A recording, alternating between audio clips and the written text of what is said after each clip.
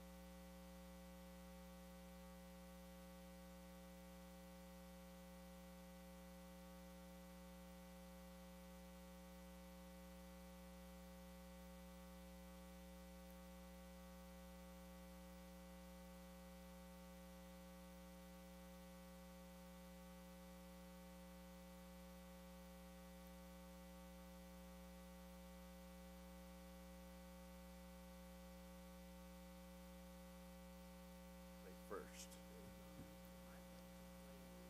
the Lachlan one.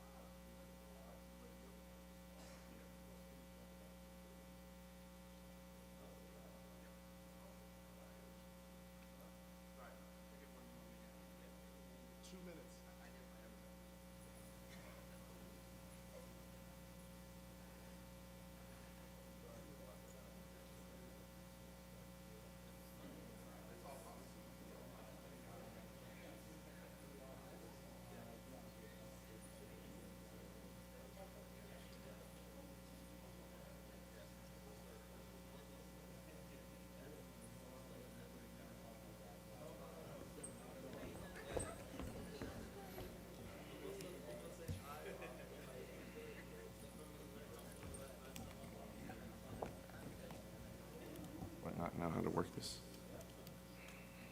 Yeah, it's a tight fit, but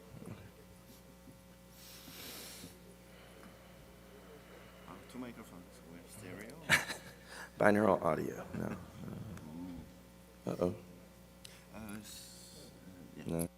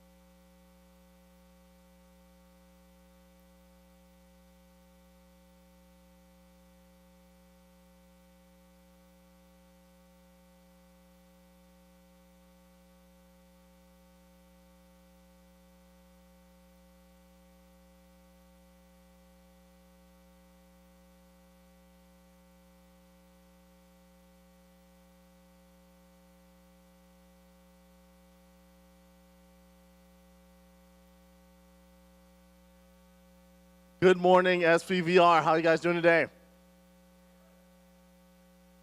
Half the room got coffee, I understand. Okay. Welcome to SVVR 2015 Expo Day 2. We are going to get things rolling in this room right here. We're going to be starting with startups. We have some startup pitches. We're going to be just rocking and rolling through a bunch of awesome developers, concepts, and interesting stuff you should be aware of, and definitely get excited about what's coming up next for those folks. So without further ado, I'm going to have Haptic from Rothenberg Ventures. He's going to go ahead and come up and get this rolling. Let's give him a warm round of applause. All right, people, wake up. This is for my homegirl, Ashna. When I say virtual, you say reality. Virtual. Oh, yeah. Hey, everyone. I'm Haptic. I'm the creative director at Rothenberg Ventures, and I co-direct the River program for the fastest growing virtual reality startups from around the world with my boy Dylan Flynn. What up, Dylan? It's an honor to be here. I'm going to keep it short because we have a lot of presentations to go through, but what I just wanted to say one thing is that we are so honored to be here to have companies from all over the world come and show us what they're working on, show us their drive, their passion for virtual reality. And I just want us all to be respectful and cognizant of the fact that some of these people are pitching in their second or even third languages. So please, let's give a warm welcome to all the groups that are pitching today and showing us the future of VR.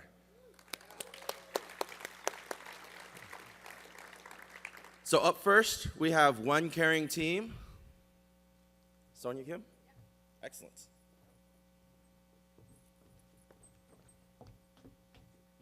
How do you click? Next, okay. This one? Yeah. Oh. Okay, like this. Good morning.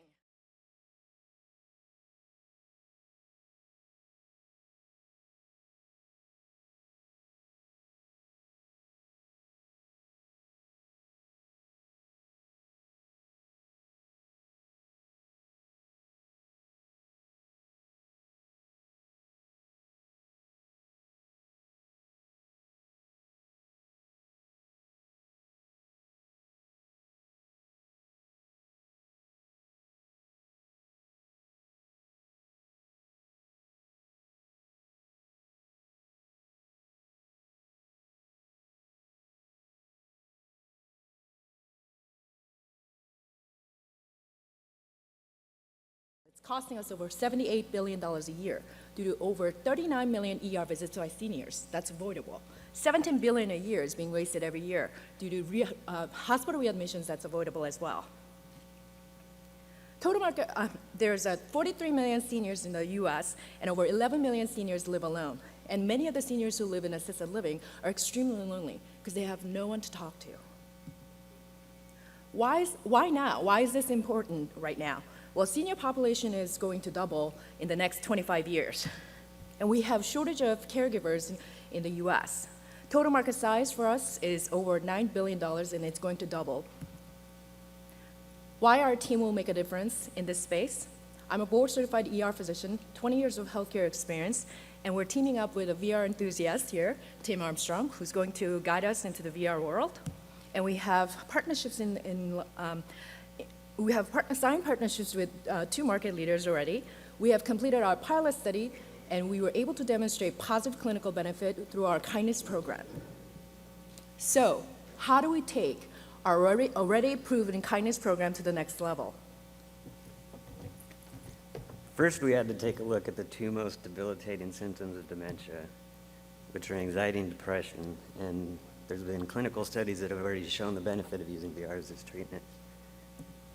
We recently introduced VR to our seniors, and the response was just magical. We've all seen that video of the elderly lady smiling in complete joy. We've seen that over and over again, and it was like magic. Our solution is going to allow us to finally empower and connect with these seniors who are living in a completely different world than you and I. We're finally going to be able to bridge the gap between these 2 worlds. Thank you.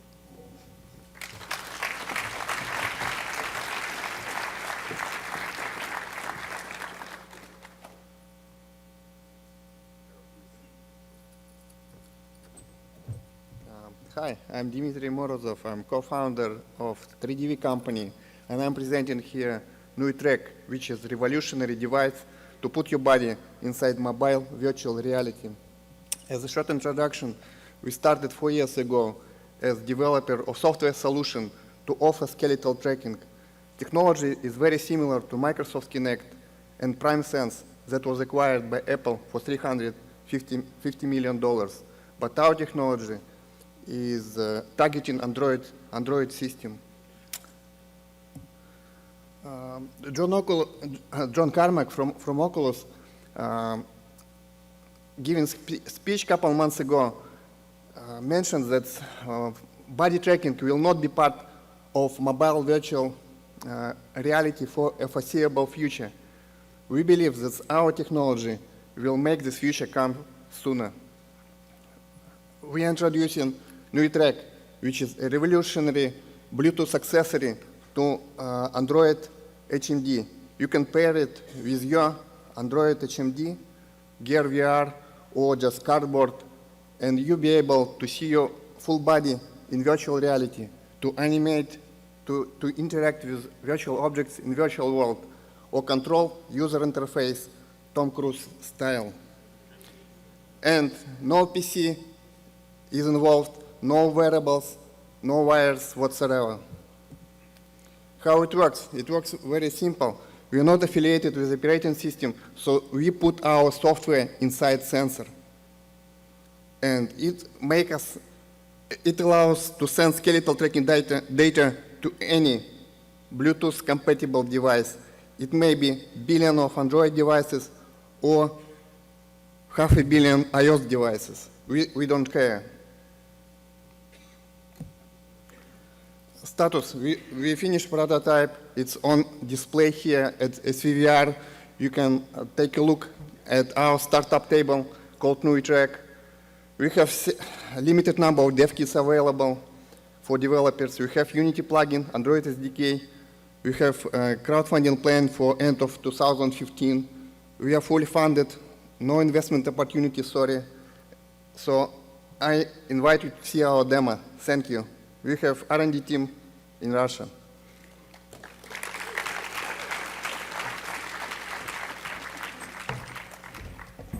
Nicely done. Okay, up next we have Virtual Reality Ventures.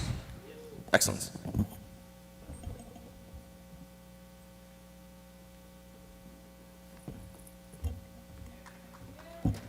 Hello.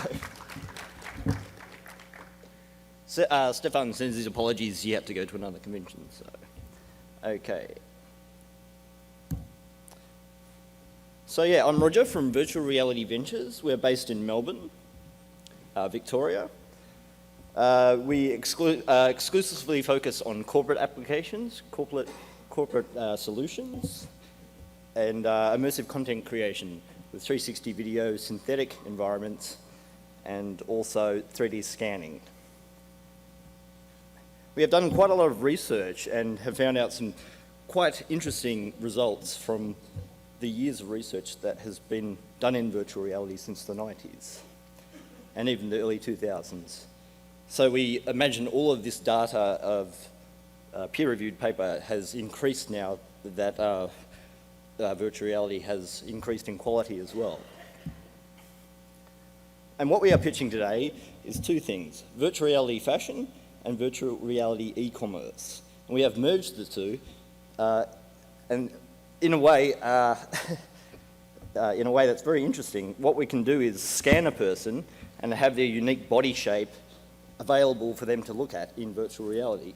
And then we can drape over material onto their virtual bodies, and it shows the fall and flow of the garments on their body, on their virtual body. So they don't have to wear the clothes to see what it would look like. And these materials are the same patterns that you'd give to a tailor for manufacturing. Our e-commerce platform is integrated into Magento, which has currently got over 200,000 installations online for e-commerce. What we have done is got Unity 3D and Magento working together. So you can do online shopping, basically. Okay, and we're in booth 505, but there's no numbers, so you'll have to find us. You can try it for yourself and see what it looks like, a 3D scanned person. Thank you.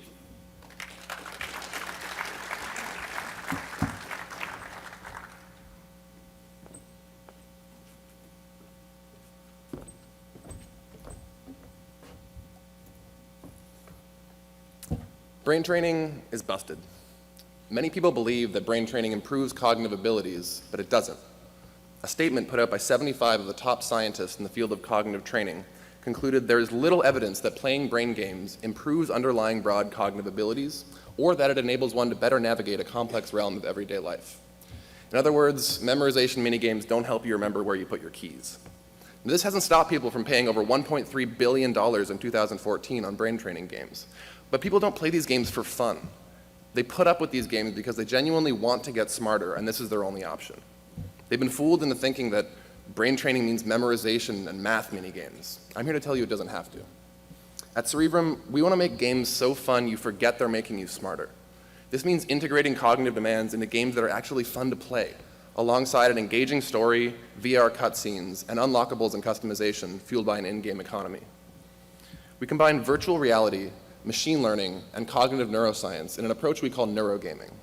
Now, pressing buttons on a tiny screen only goes so far, and there's no evidence that smartphone minigames translate to real-world benefits. This is where VR comes in. That feeling of presence you get with really good VR engages the same cognitive skills you use in everyday life, and this is what's missing from brain training right now. Something else that's missing is truly personalized difficulty. Traditional adaptive difficulty assumes that everyone finds the same things difficult, and this simply isn't true. Our machine learning algorithms model player performance to fine-tune difficulty right where each player needs it.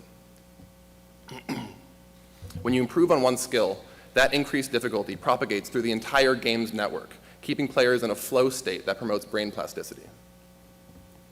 We're already planning research collaborations centered around an open database that allows anyone to access, analyze, and publish our data. With our co-founders' scientific backgrounds, you can trust we're going to get the science right. And don't worry, we're not all academics. Cerebrum co-founder Natasha Floxy has been running her own game studio for 8 years and spent the past year making VR games. Together, we've created a playable demo, and I invite you to stop by the booth to try it out. Or you can check out our website for more information and a trailer with gameplay footage. We've also lined up game industry music veteran Jim Guthrie to create a procedurally generated soundtrack for the game. My name is Aldous Sippelins. I've spent the past 4 years studying what's wrong with brain training, and I can't wait to use VR to fix it. Thank you for your time.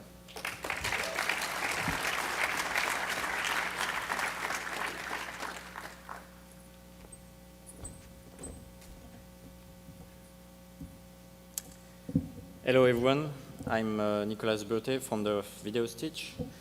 We are trying to solve a problem which is in VR video field. Basically, when we are doing VR video, we have a couple of video streams that comes from a VR camera. Here it is an example with 6 VR video stream, 6 input video streams that we are basically stitching it together into a full VR environment, and we are doing that in real time. We are trying to solve this problem because basically every camera manufacturer that wants to make VR needs to do stitching. So this is our ecosystem.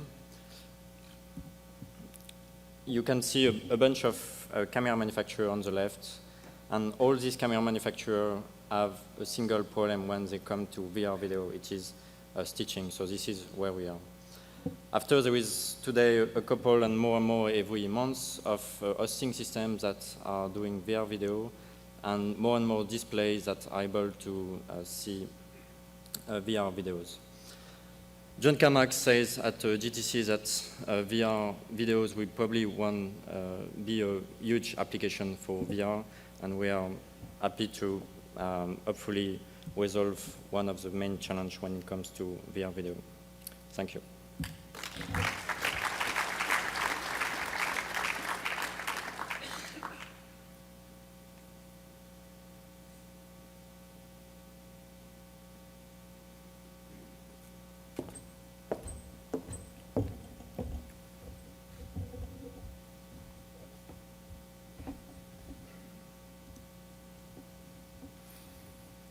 Good morning, and thank you all for coming. I'm here to introduce Quant VR, the first stock trading and analytics platform for virtual reality. For those of you who don't know me, I'm Eric Greenbaum. I'm a neuroscientist, a patent attorney, and founder of the New York Virtual Reality Meetup. A few months ago at one of our events, a guy comes up to me after the presentations and tells me that he works in finance and he has some ideas for how virtual reality could be useful for financial applications. Come to find out that this guy doesn't just work in finance. He's the chief investment officer of a major high-frequency trading firm. On top of that, he runs a hedge fund that hasn't had a down week in more than 4 years. Suffice it to say, at this point, he had my full attention. Sometime in December, we sat down and he told me a story. Turns out that the data visualization techniques utilized by financial professionals haven't changed much in about 200 years. You see some examples of that behind me. The visualization tools are flat, they're boring, they're static, and they're not delivering information to traders to enable them to make the best decisions. All that's about to change with virtual reality.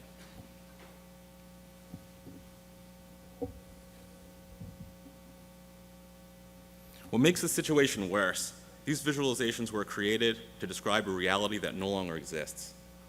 The stock market as it exists today is dominated by algorithms.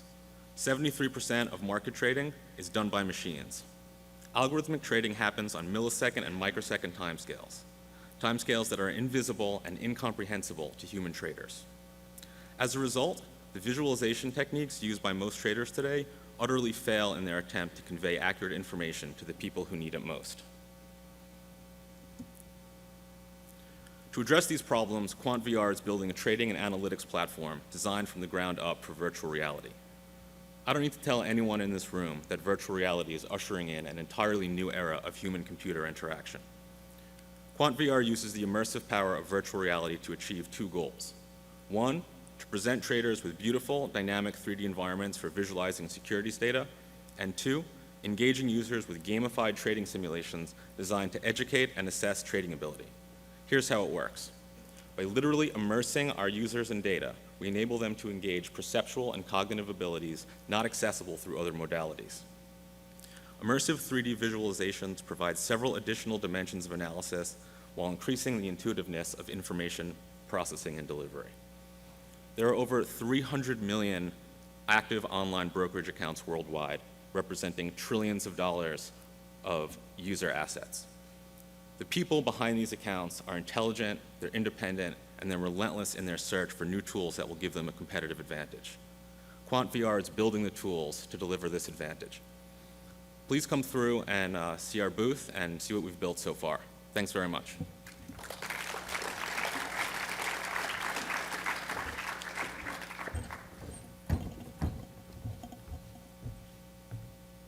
I press a button, or which one? Huh? Arrow. Good. One more. I like the arrows. Good. 45 seconds. New gameplay trailer.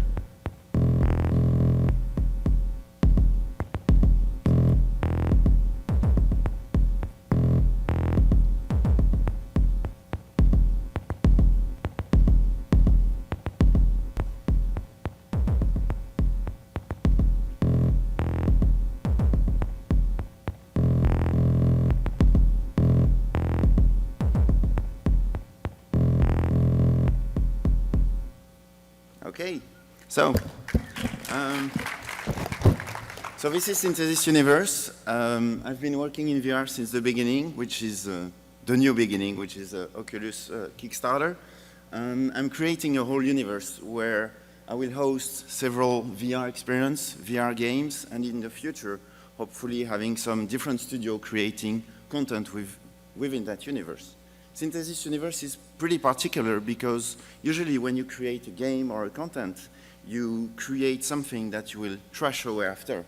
But I'm creating a whole civilization that has its own technology, its own rule, its own lore, and this is the first game that I will release for the launch of all platforms, which is Vive, Morpheus, Oculus, and I'm only supporting VR input because, you know, fuck gamepad, beep. Gamepad and keyboard, I don't care. And the thing is, when you have hands in VR, you become an actor. You are not a spectator anymore in VR. And what's new in that trailer that I revealed today is shields and fighting with sound. Because I had people telling me, oh, you're just doing a maze game. Yes, it's just a maze game, but it makes a lot of sense in VR, where you actually use your sense of orientation and instead of your memory when you're in a screen. So Synthesis Universe, I'm very easy to find on Reddit, VR chat every Sunday if you want to talk to me. I know VR very well, what works, what doesn't work. I'm accessible, come talk to me and let's grow together. Olivier GT, Synthesis Universe.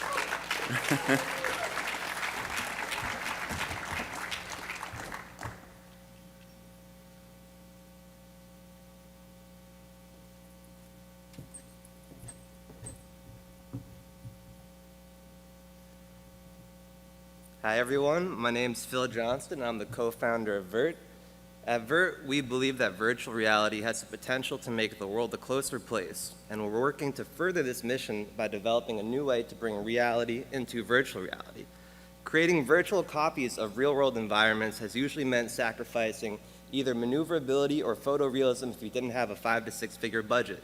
We want to develop a cost-effective way to create great virtual environments, and we found the answer in 360 video. We built a custom 360 video rover to be able to remotely film video without showing the videographer. Basically, I wanted to get my sweaty face out of all those videos. So we drive the rover around a property, capturing distinct video segments that we stitch together into one map inside of Unity. And people can explore the virtual environment by going from one video to the next. We see enormous market potential in many different applications for this technology, but to start, we're focused on creating virtual tours for residential real estate and virtual walkthroughs of commercial properties. Right now, we're in a private beta test in New York City, working with several real estate and retail partners, and we'll be expanding outside of New York and opening up our beta in the coming months. We're here looking for VR developers, investors, and real estate partners, and also just to get some general feedback on our demos. So if you haven't stopped by the exhibit, please come find me later today, and I look forward to meeting you. Thank you.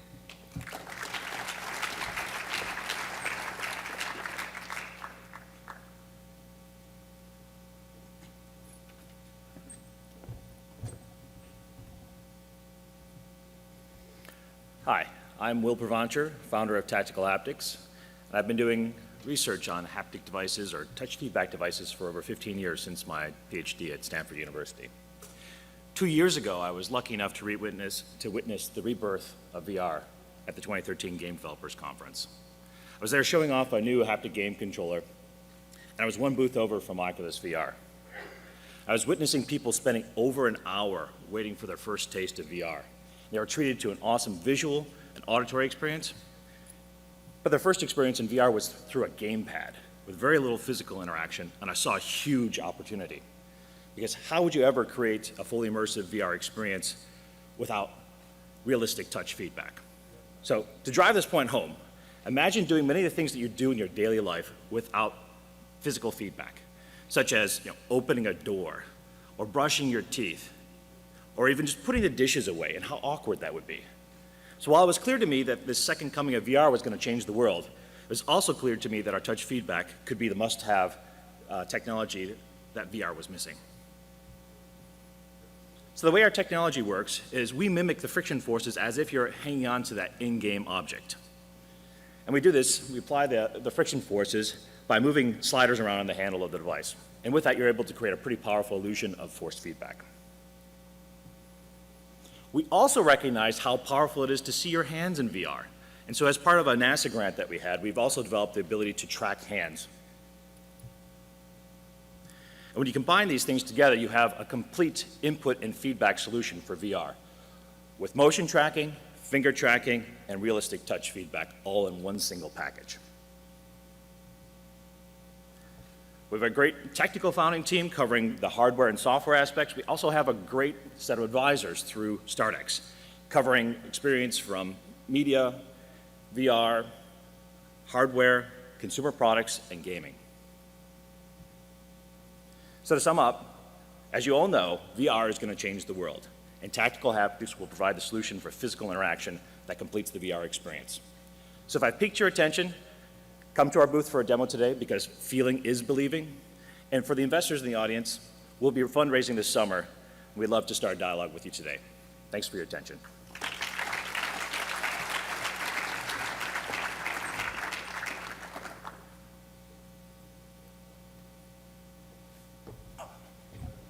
All right, great job, everyone. Now, up next, we have pitches from 7 of the 13 companies from the first batch of River, Rothenberg Ventures program for the fastest growing virtual reality startups from all over the world. So first, we have Xavier from SIOS.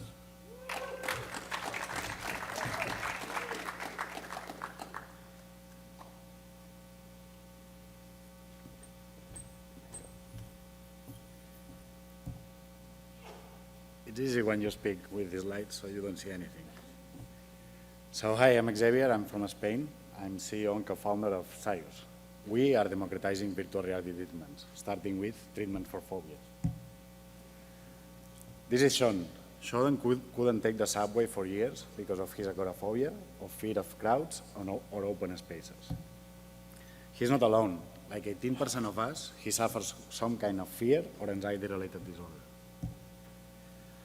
Sean tried the gold standard therapy. It consisted on sitting down, talking, and using his imagination. He became frustrated because of the cost, the time it consumed, and the low engagement. Virtual reality was supposed to change this, improving effectiveness and patient engagement. But its cost and complexity make it available in very few locations. Until now, at SIOS, we create hyper-realistic virtual reality environments that are effective and affordable across mobile devices. We combine an outstanding technology with a community of patients and professionals worldwide. The product is already in the market, with 90+ professionals and top institutions using it, paying for it, and helping us improve it. We have a world-class team of entrepreneurs, software developers, and therapists that team up to solve this unique problem. Everyone wants to know, does SIOS work? Yes, SIOS does work. More than 100 therapists have used the tool in the past year, and the feedback has been incredibly good. Remember Sean? Sean is a real case. He's a teenager from Spain. After 3 sessions using SIOS, he took the subway for the first time in 6 years. We can now proudly say that thanks to the tool we have built, Sean is able to live a fulfilled life. This is what drives us, what keeps us going. Please, join our journey. I invite you to come to our booth and let us help you start addressing your deepest fear.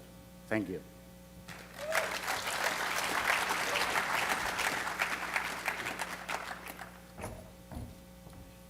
Hello, I'm Karl from Team Neos, and I would like to thank very much the great people from Rothenberg Ventures. We are here thanks to them. Thank you very much.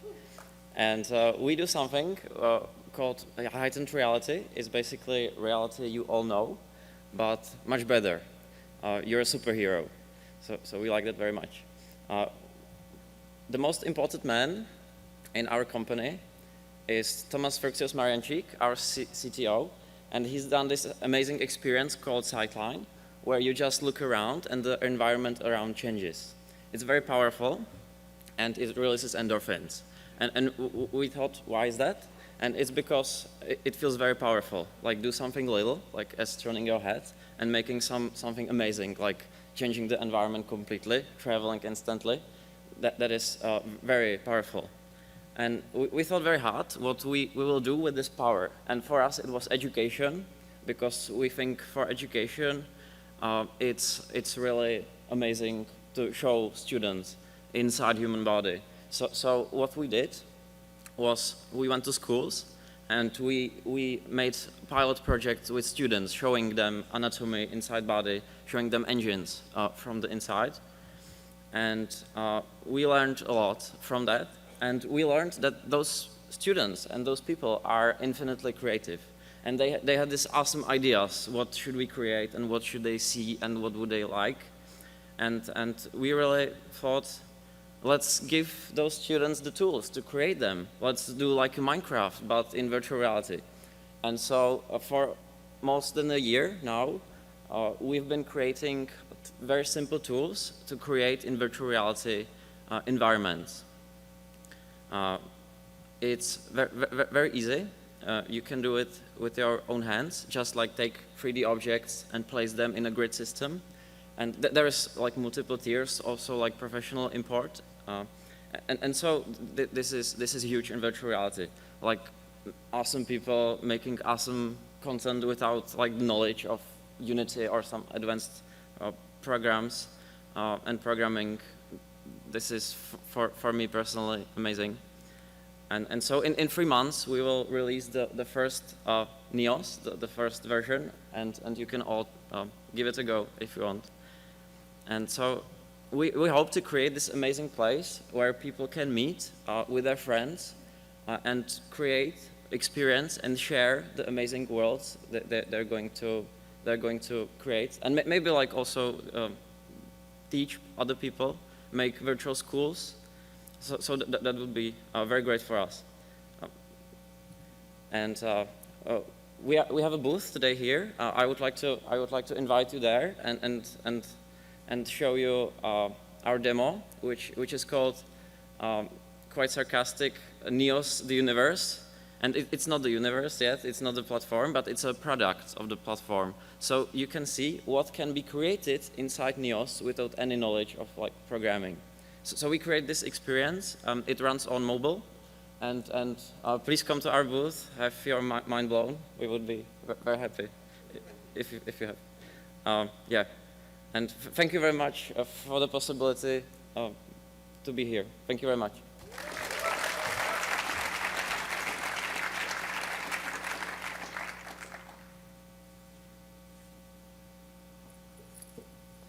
Hey everybody, my name is Josh Maldonado.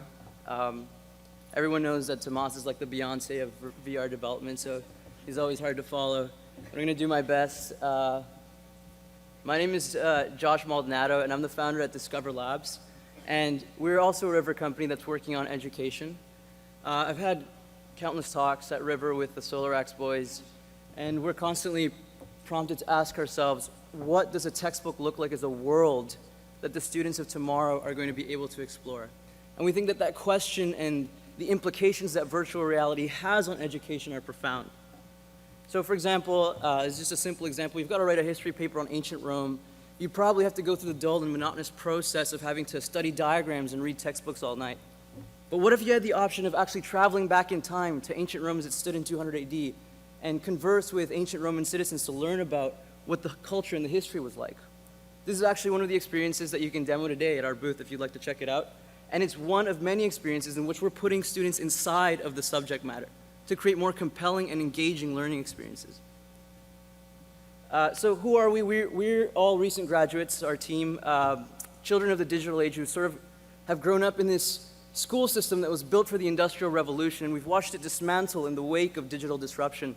And so it's a very personal experience that's prompted us to do our part, and we think that virtual reality presents the perfect cues to create emotionally compelling educational content. So today, we're doing that. We've got an 8-month content strategy where we're building a rich library of educational content, but we're also testing that content in the learning environment. So we've built out a network of private schools and universities that are ready to test our content as early as September. So we believe that in order for VR to reach its maximum potential as an educational platform, there's got to be a lot of testing and iteration. It's not going to be perfect out of the box, and we're committed to that process. But even from what we've seen so far, we've realized that virtual reality is improving the classroom learning experience. And one example of that is Mason. Mason is part of a group of kids from a Toronto Children's Hospital that we host every now and then at Discover HQ in Toronto. And we have him over and we have him try our experiences. Mason in particular has dyslexia, so it's hard for him to digest the educational he's required to learn in a fourth grade biology curriculum. So what we did is instead of getting Mason to study diagrams and read textbooks, we put him inside the human body so that he could learn about it that way. And as you can see, he's having the time of his life. You know, he's just as engaged as he would be in a video game, but what's more important than how much fun he's having is that when he takes off the headset, he has a profound understanding of something that he didn't have before he put on the headset.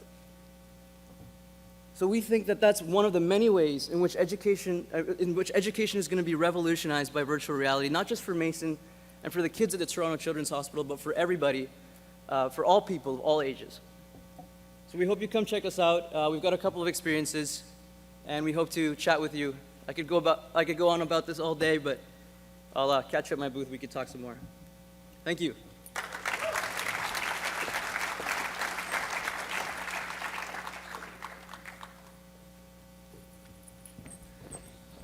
Hi, I'm Howard Rose. I'm the CEO of Deepstream VR. I'm not the Beyonce of anything.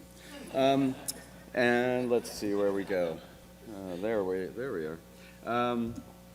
Okay, so Deepstream VR is a software company. We're building virtual reality applications to help people with anxiety and pain. Now today, if you end up with a disease or an injury and you end up in the hospital, we hope you don't end up there, but a lot of us need the healthcare system, and when you do, the doctor treats your pain with powerful narcotics. The overuse of opioids is a nationally recognized problem that has led us down the path to the place where the United States uses 80% of the opioids in the entire world. And this is especially problematic for vulnerable populations like children. So we're dealing with the anxiety and the pain that they feel during hospital procedures. And VR is this is amazing. So yes, VR offers a new solution, a new pain solution that is safe and effective, and it can actually limit the amount of drugs that people need. So my partner, Ari Hollander, and I have been working at the forefront of virtual reality pain research and development for over 10 years. We've built iconic applications like Snow World that have helped to relieve pain in hospitals for hundreds of patients. Patients like this. This is Lieutenant Sam Brown. He had the unfortunate experience of being in Afghanistan and being severely injured and wounded. And he's been using Snow World and virtual reality to escape the pain of burn treatments. So we're doing more than just building games. We're actually building a platform.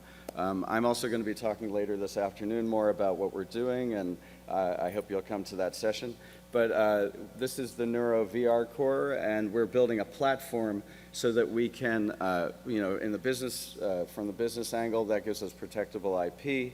But we're doing biofeedback, and biofeedback is a well-established medical practice. It's been taught in medical schools for over 30 years. And biofeedback enables you to use your human potential to control your physiology. And so we're building a biofeedback engine that we call the Neuro VR core. And I will talk more about that this afternoon. But in terms of a business, we believe that there's a huge potential to change medicine with virtual reality and change the way we handle pain. So we're rolling out our first game in May to hospitals, to first-tier research hospitals. From there, we can address other health verticals. And as the market develops and as the installed base increases, we go to the home market. And we have a fantastic team.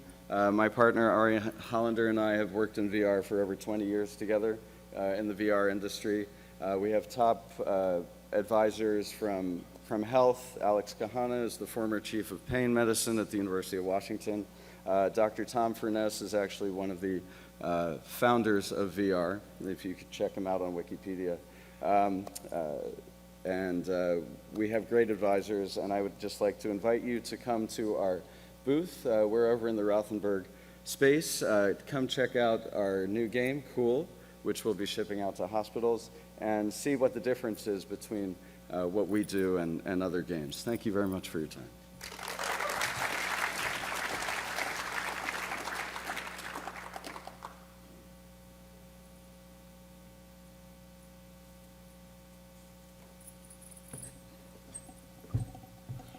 Hi, everybody. I hope you are enjoying this amazing SVVR. Wow, this mic are amazing. I feel like Saruman. My name is Harry Arias. I am the CEO and founder of ThoughtWise Studios. That's it. A VR gaming studio from Argentina. And like you, I'm really confident that VR is changing the world.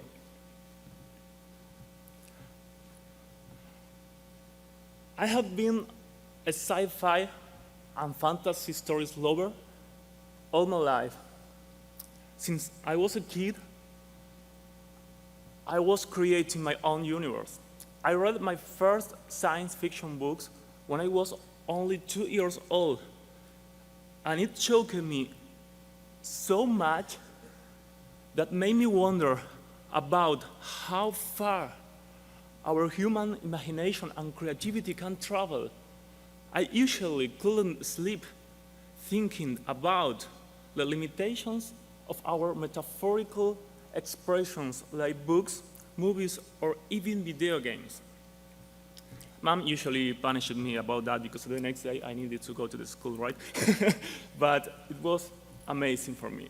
So that's why I was waiting all my life for something like virtual reality to be able to break that barrier in communication and expression. In ThoughtWise, we are creating a universe I was shaping all my life. It is called the Ham universe. And the first title we are making is called the Ham Abductions, a suspense video game with an alien topic for virtual reality.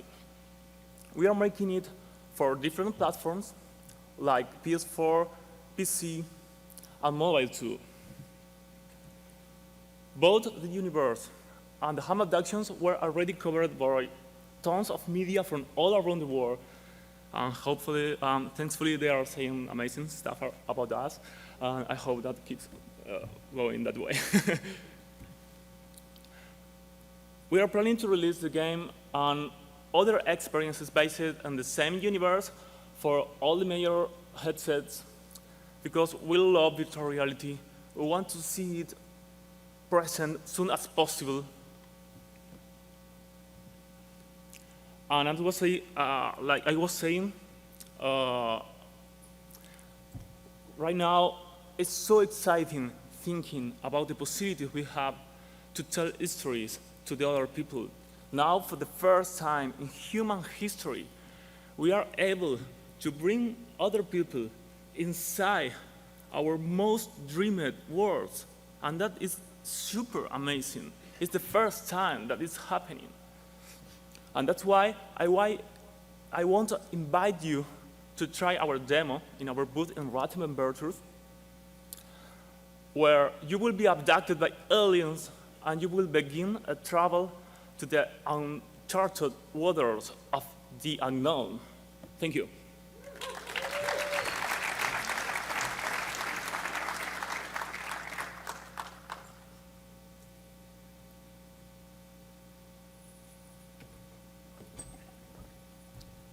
Good morning, everybody. I'm Peter Wilkins, co-founder of Emergent VR. A few weeks ago, I went to the beach. I happened to be there at sunset, and it was one of the better sunsets I've seen in a while. I could stand up here and tell you about it, or I could show you a photo. It's a pretty decent photo, but it doesn't really capture the experience as I experienced it. I could show you a video instead, but is a video really that much more immersive than a photo? It's not. You're still just looking through a window at something. But what if I had a way to capture the full experience as I experienced it there on the beach? What if I could record that memory and then seamlessly share that memory to you so you could also be present at the beach? Most importantly, what if everybody had this ability? Not just VR professionals, not just Hollywood studios, but every single one of you here today and everybody in the world.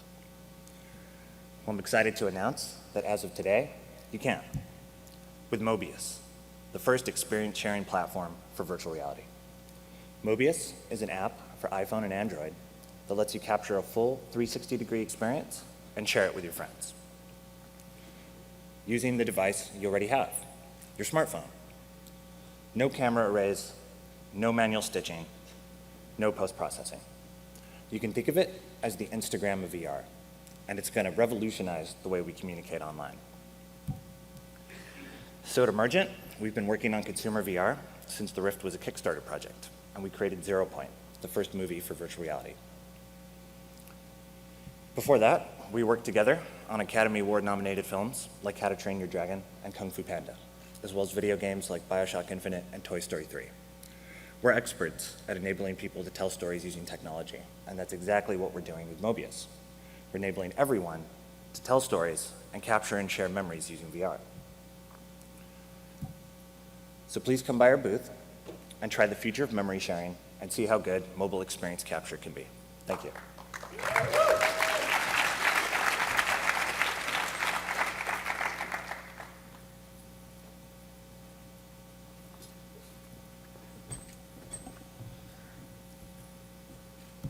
phove is the world's first eye-tracking head-mount display. By bringing eyes into virtual reality, we enable great interaction possibilities. Our eyes have a short circuit to the brain, allowing for truly rapid response. Our technology is also accurate enough to type with.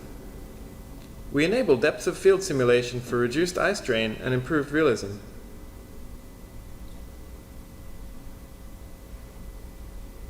Foveated rendering for increased performance.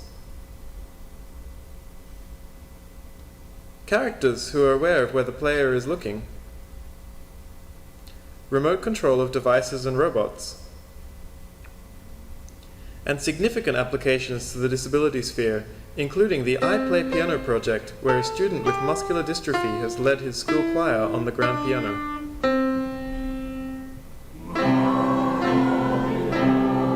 We are expanding possibilities. What would you do with phove? Hi, I'm Scott Harper. I'm the creative director of phove. Our co-founders send their apologies. They've been busy attending a Kickstarter launch party, as many of you have heard. We've been planning a Kickstarter launch. That happened this morning at 6 o'clock. I'm happy to announce that we're already 25% of our way to our funding goal.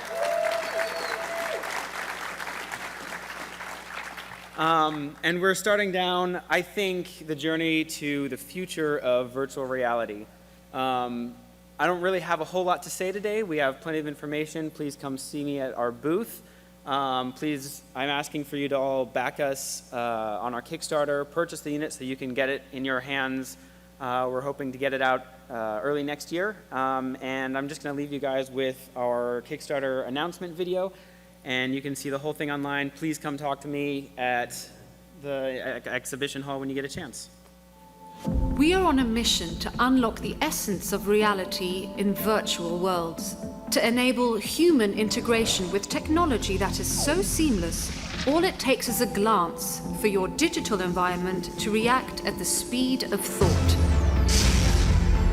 We are phove, the world's first eye-tracking virtual reality headset.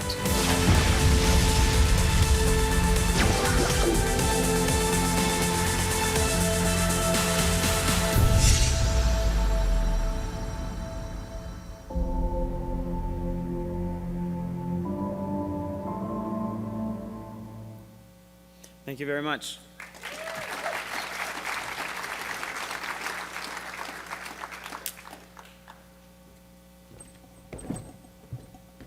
Wow. I mean, that was just amazing. Please give a big hand for all the companies that came here and presented today.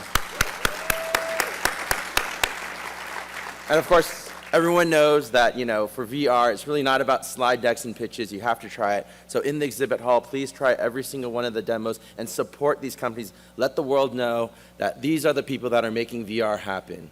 So again, thank you everyone for coming out, and stick around for the next panel. It's going to be amazing. It's going to be about investments in VR. We're going to have amazing VCs here talking about what's going on in that space. All right, guys?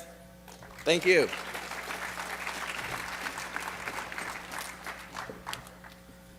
Thank you, Tupatat. Uh-oh, hello, all right.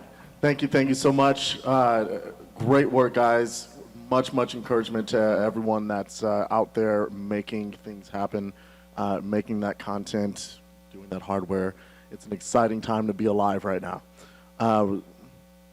Excellent. So we're going to have a 5-minute small break in between now and the next panel. As Tipitap mentioned, it's investing in VR. We are talking with my list of illustrious folks here. Gavin Teo from Comcast Ventures, Dylan Flynn from Rothenberg. Dylan Flynn, I know that guy. AJ Singh, Samsung GIC, Varun Jain from Qualcomm Ventures, and it'll be moderated by Alex Tossig. So for those folks, if you haven't already, you can go along the back and get mic'd up. Get ready for the next panel. Should be very interesting, especially for your folks looking to get funded for that VR vision that you have. All right, so we'll be back in 5.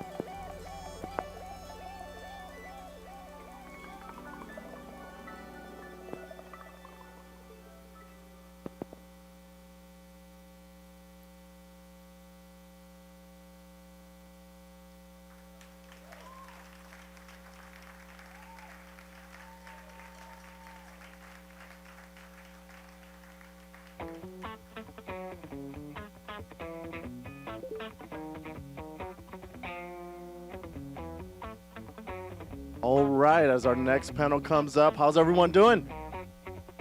All right, not too bad. Okay, I'll take that for now. We have an illustrious panel. They're going to be talking about investing in virtual reality. So we're going to go ahead and hand it over to Alex and go for it. All right, let's give them a warm round of applause. All right. How's everyone doing today? Can't see anything. Yeah. Good?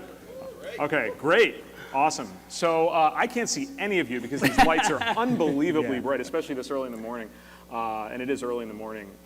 So good to meet all of you. My name's Alex Tausig. I'm a partner at Highland Capital. We're a venture firm. We've been around for about 27 years.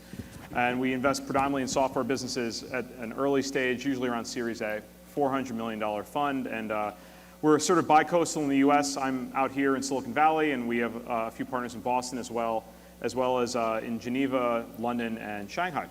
And we're very, very excited about VR.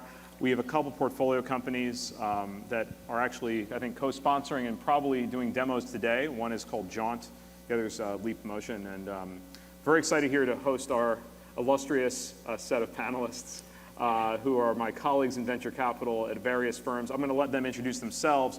But I think the purpose of today is, this is such a nascent and exciting new industry, and we're really sitting at the birth of it. And it might be like going back to the beginning of the PC industry or going back to the beginning of the mobile industry, where there's just a lot of questions, a lot of generalities people make, and hopefully today we can get into the crux of what some of the people that invest in companies in VR and AR are seeing, because oftentimes we'll see things before they're more generally known, and hopefully we can kind of help you guys contextualize some of the things you're working on. So with that context, and one other thing I'll add. So throughout this presentation, I'd like to do things a little differently. Instead of coming up at the end and asking questions, just tweet at me. And I will try to integrate your questions into the questions that I prepared. And my bias I would love to have more of your questions than more of our questions. So just my Twitter handle is ATAUSSIG, ATAUSIG. So just tweet me and I will see your questions. So anyway, let's go down the line. Just give a little bit of background on you guys and what your firms do, and maybe a little bit of what your involvement in VR is. Hi, I'm Ajay Singh from Samsung. I'm part of the early stage investments group there called Global Innovation Center. We invest in early stage companies, anything strategic to Samsung, mostly in spaces that you would imagine Samsung does business in, so big data, cloud, anything for the mobile devices. And of course, since we have now our device in the market, innovation is around VR, very important for us. So we are focusing on VR very intently. We have other focus areas, big data, cloud, security, that you can imagine about. So for us, we've been in existence for about 2.5 years, invested about 30 companies, mostly on the consumer side. We are also interested in looking into enterprise side. So if you guys have any ideas on the enterprise side for VR, we are also looking into that space. How many of you guys have tried the Gear VR to date? How many of you tried the most recent dev kit?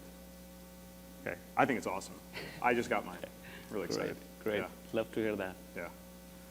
Kevin? Great, yeah, thank you for having me. My name is Gavin Teo.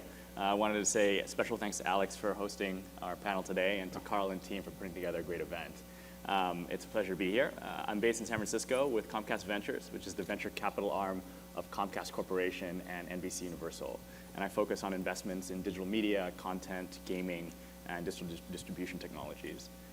The push around virtual and augmented reality is something that comes about because there's a lot of interest across Comcast, the broadcaster world, and the media world around both content creation and distribution on this new platform and medium, and we're very excited about it. So we're going to be investing in this space this year, and excited to meet all of you guys and learn about what you're working on. Awesome. I'm Dylan Flynn, Rothenberg Ventures. We've been a firm for a little over 2 years now, invested in about 90 companies in emerging technology across multiple verticals. About a year ago, really fell in love with virtual reality.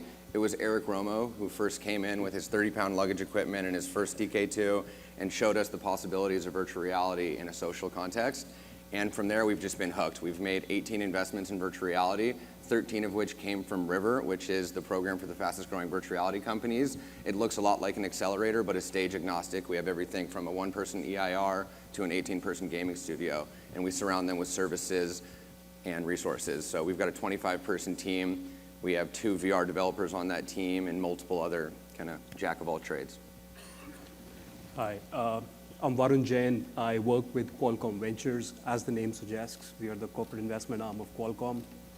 Qualcomm is a very unique player in the VR ecosystem. We sit at the bottom of the stack, just like we do in the case of a smartphone and everything else that is connected, which gives us a very unique window to see not only what's out there in the market today, but what's going to be in market in the next 3 to 4 years. We are a very progressive and active group. So we have about 135 active companies in our portfolio, half of which are overseas and half in North America. There are about 33 people in the group, and we deploy close to $200 million a year. Within VR, we have a pretty interesting bet in a company called Meetup.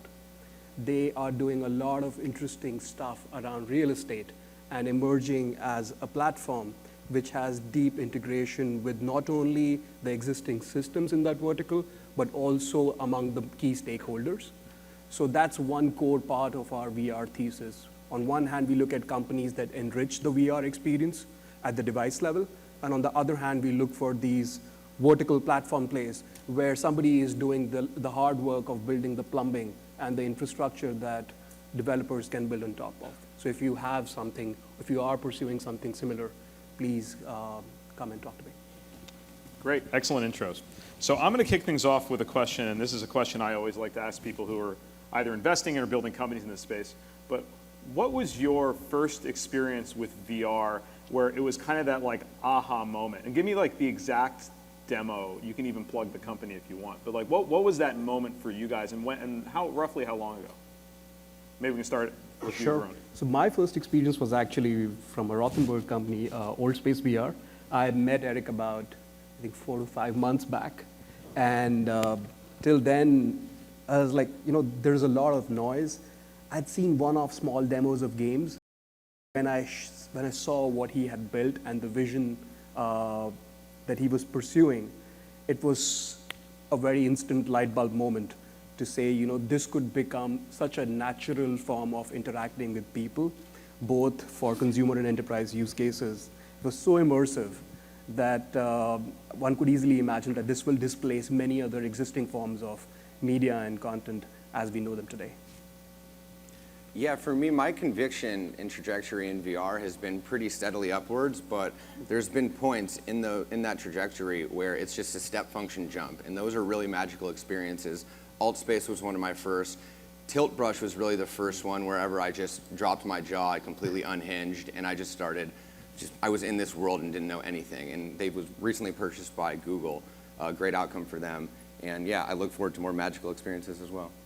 Yeah, I think Tilt Brush on Vive was really, really stunning. I think Verse on Cardboard for the first time, evolution of Verse really opened my eyes as to what could be done on the mobile platform. And then in AR, I mean, to a degree I can comment, I think the stuff that Magic Leap is working on is really exceptional when you get to see it yourself. Yep. My first experience was in the Valve room, and a lot of people probably know about that. So that was awesome. So I went in and I came out as like, this is it. I think this is how it's going to be, and this is how people are going to consume content, whether it's entertainment, like playing games, or it's going to be movies or whatever in the future. And over the last year and a half to 2 years, we've been looking into many companies, and there have been those moments. I think a lot of panelists are already talking about. Allspace VR is one. Sixth Sense is another one where I did the Jedi training, and I was just completely mesmerized at how things were so fluid that they were there. You felt presence, essentially. Yeah, this is a very interesting area to invest in because a lot of times in consumer internet businesses, we'll see a piece of technology and we'll go, well, I think it's cool, but let's go like talk to other users. So let's go out there and look at the numbers. Let's look at the retention. Let's look at all these things.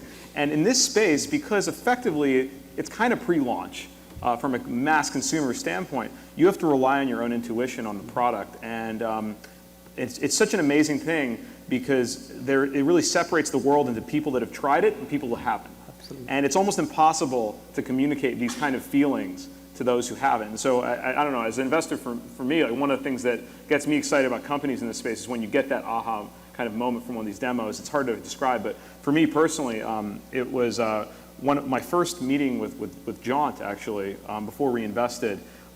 There was a demo we've never released, but it was filmed at a boxing match.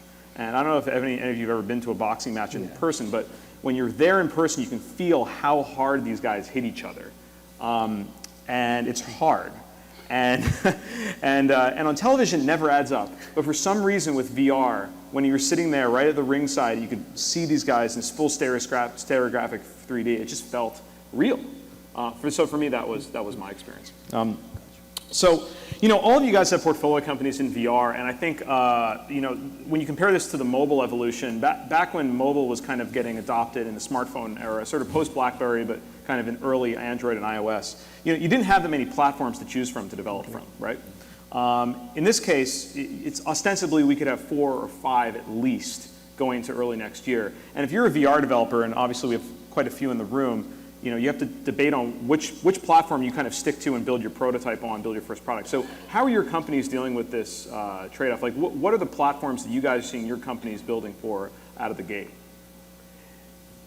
So we encourage Gear VR quite often because it's accessible, it's available in the market now, and you can easily take it with you wherever you go and get consumer feedback. You can put it on someone's head, you can see what they think, and you can just go from there. Oculus Rift is, a big catalyst for the entire industry. So Aaron Davies has done a great job kind of helping people, and the VR Jam's an exciting effort that they're doing as well. Anyone who's tried the Vive knows that you have to put some attention on it. So we're really excited about that as well.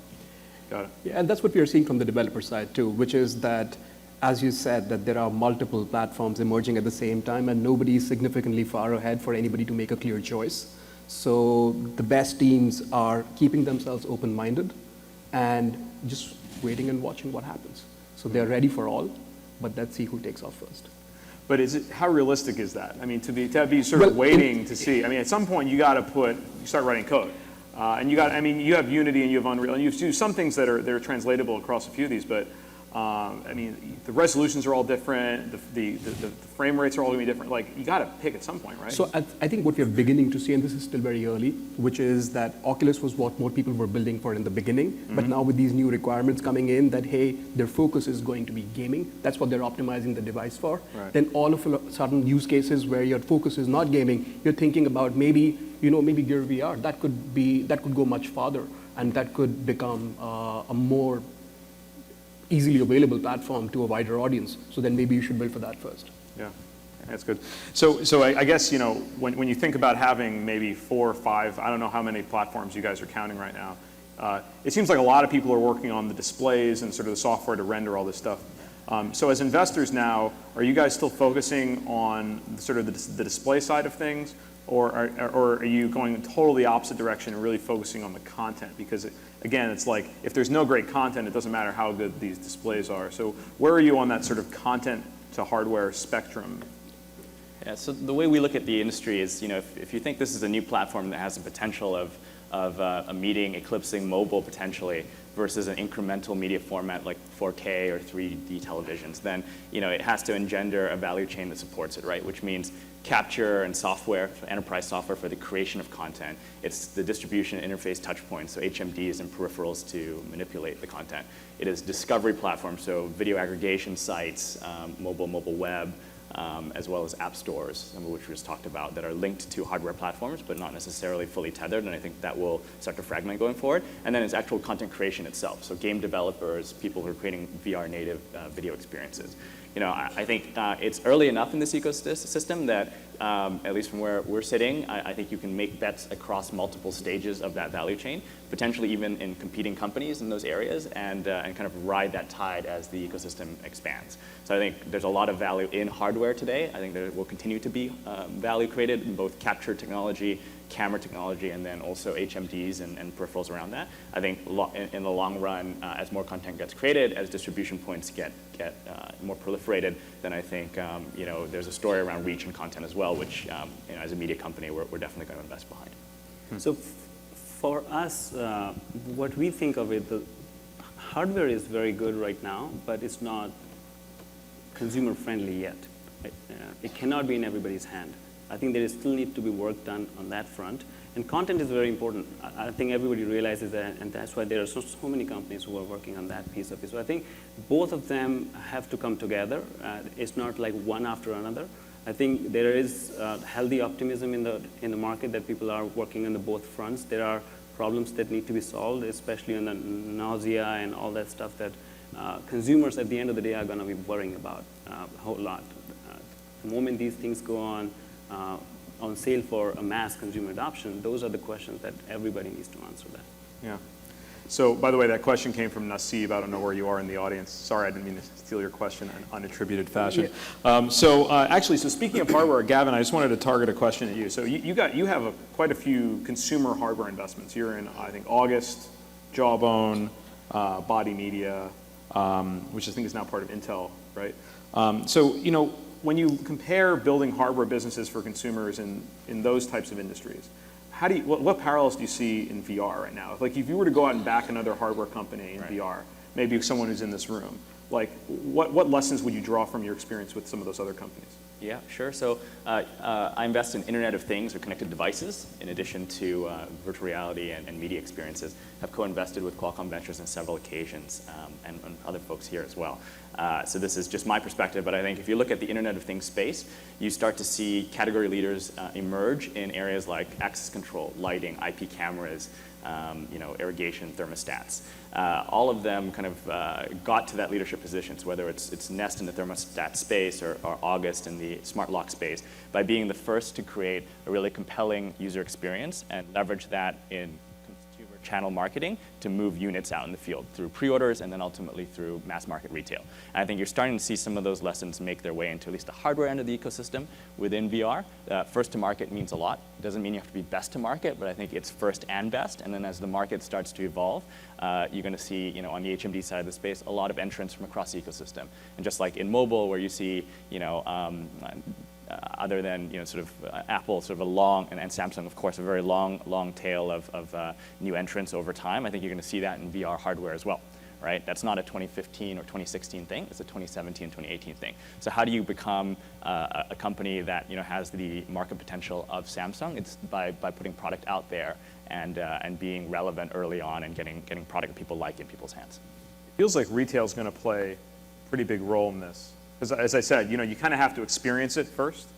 So are any of your companies in discussions with retailers? Like, or do you understand the level of interest of the retail ecosystem at this point, or is it still too early? Definitely in discussions, but I think what's more important than retail discussions is events like this and really getting out there and being a part of the community, taking your content, taking your hardware with you, and getting on as many heads as possible. Yeah, yeah. Well, so Dylan, actually, Rothenberg, I haven't actually measured these numbers, but I'm guessing you guys have the largest VR portfolio at this point.